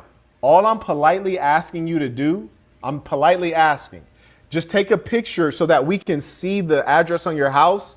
And within 30 minutes, you will have someone at your house. And all I'm asking you to do is when they show up, all the things you said to me, they're gonna get shot. That same energy, man. Great. And I'm gonna go to jail tonight. Why would I do that? Why would I do that? Okay, now you're scared. No, I'm not scared. Lame. No, you're lame. You're scared, bro. You're scared. It's better you're scared, bro. You're lame. It's better for them to come. And you're lame. You're lame. Stop unmuting yourself. You're lame. We don't want to hear anything. Because you were talking all tough and now you're all reasonable. You're stupid. You were about to crash out before. Now you're all reasonable. You're stupid. I can't see. Nobody respects you because you act like you're tough and then all of a sudden you're reasonable. Now, let me tell you the difference between you and I. When I said if I was there in person, I would punk you.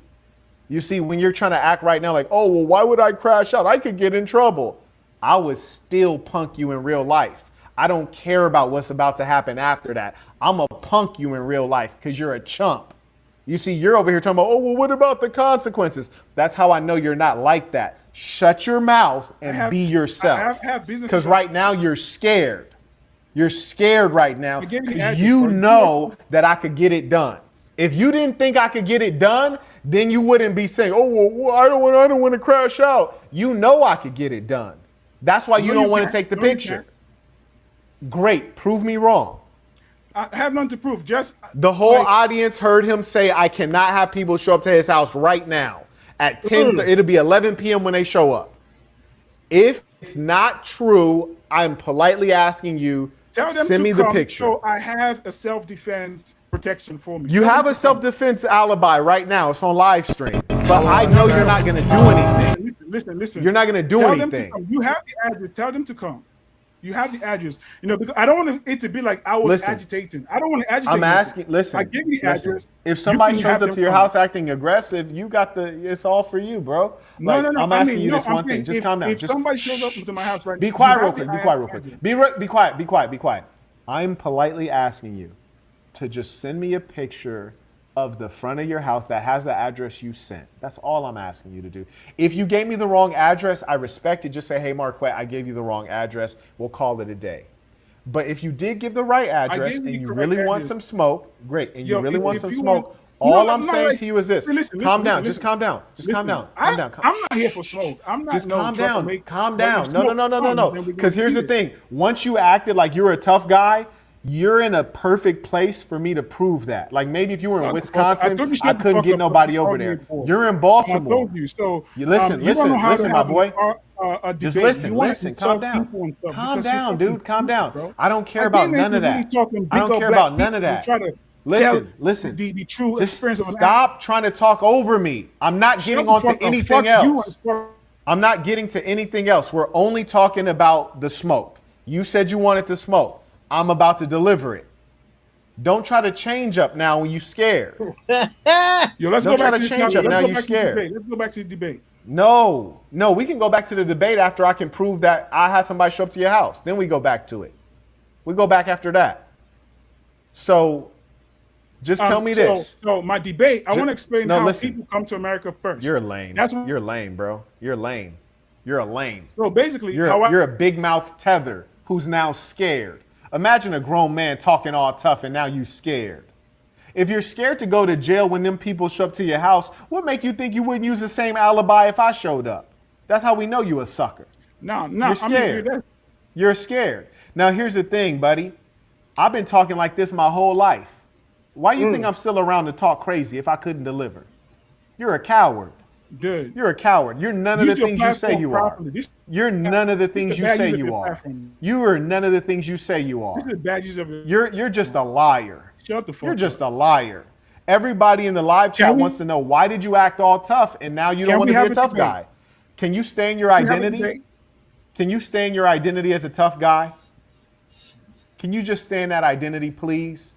Let's finish that part off.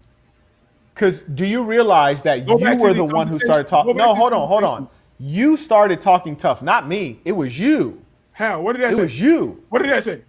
Don't play games. No, tell me what I said. What did I say? It was you. Dude, you started talking tough. I don't know. You fucking stupid. I asked you to stop cursing. No, I mean, because you're stupid. You're an ugly one, too. Do you know what you look like? Your dad. Do you know what you look like? And this guy has no sense of humor. Your dad. Your dad. This guy has no sense of humor whatsoever. Good Lord. You're a lame who wants attention. Imagine being a lame trying to come on somebody else's platform for attention. You're a grown man wants attention. Nobody likes you. This is the thing, everybody. I let them talk too, man. I didn't even stop it. I'm a land. Let me land, everybody. Give me a second. So I'm gonna say this. This is why I always say unity isn't gonna work with a lot of the black diaspora. The black diaspora, I think Tariq Nasheed was right, man. Tariq Nasheed was right about that. They personally, to me, they don't want unity. I don't think they have ever wanted unity with us. They want to benefit, because that's their culture. Like Marquette was asking basic questions like, "Hey, can you send a link? Can you send a link to Can you send a link so we can look at your business plan?" He said no, he don't want to do that. So it was already a scam right there, and like Nigerians was already known for scamming. So yeah, I believe Marquette. I think Marquette was right. I believe Marquette was in the right to do what he did, and that's violate him. The guy was scary. He really didn't want to smoke like that. He wanted he's a shock jock. He thought he was gonna get some brownie points of doing what he does and not knowing that Marquette was a teacher in Baltimore. So so shout out to Marquette. This other and also let me also say this. Let me see. 1 second. This is why we can't have no gatekeepers that black Americans right now, no, that people who aren't black Americans or who are not for the struggle. A lot of these black gatekeepers are boule. You know, they boule out here. So definitely we got to be careful. I think we are on the right track, as I always tell you. We're on the right track of doing what we're supposed to be doing. So shout out to the family. Let me give my shout outs, you know, because it's already almost 7 o'clock. You know, they boule out here. So definitely we got. Give me a second. Let me check my. All right, we good.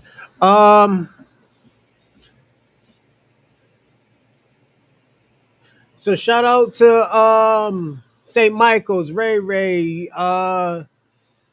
Dorsey, Ali, Howard, and all the rest of the other people who were on here who didn't say nothing. You didn't have to say anything, but thank you.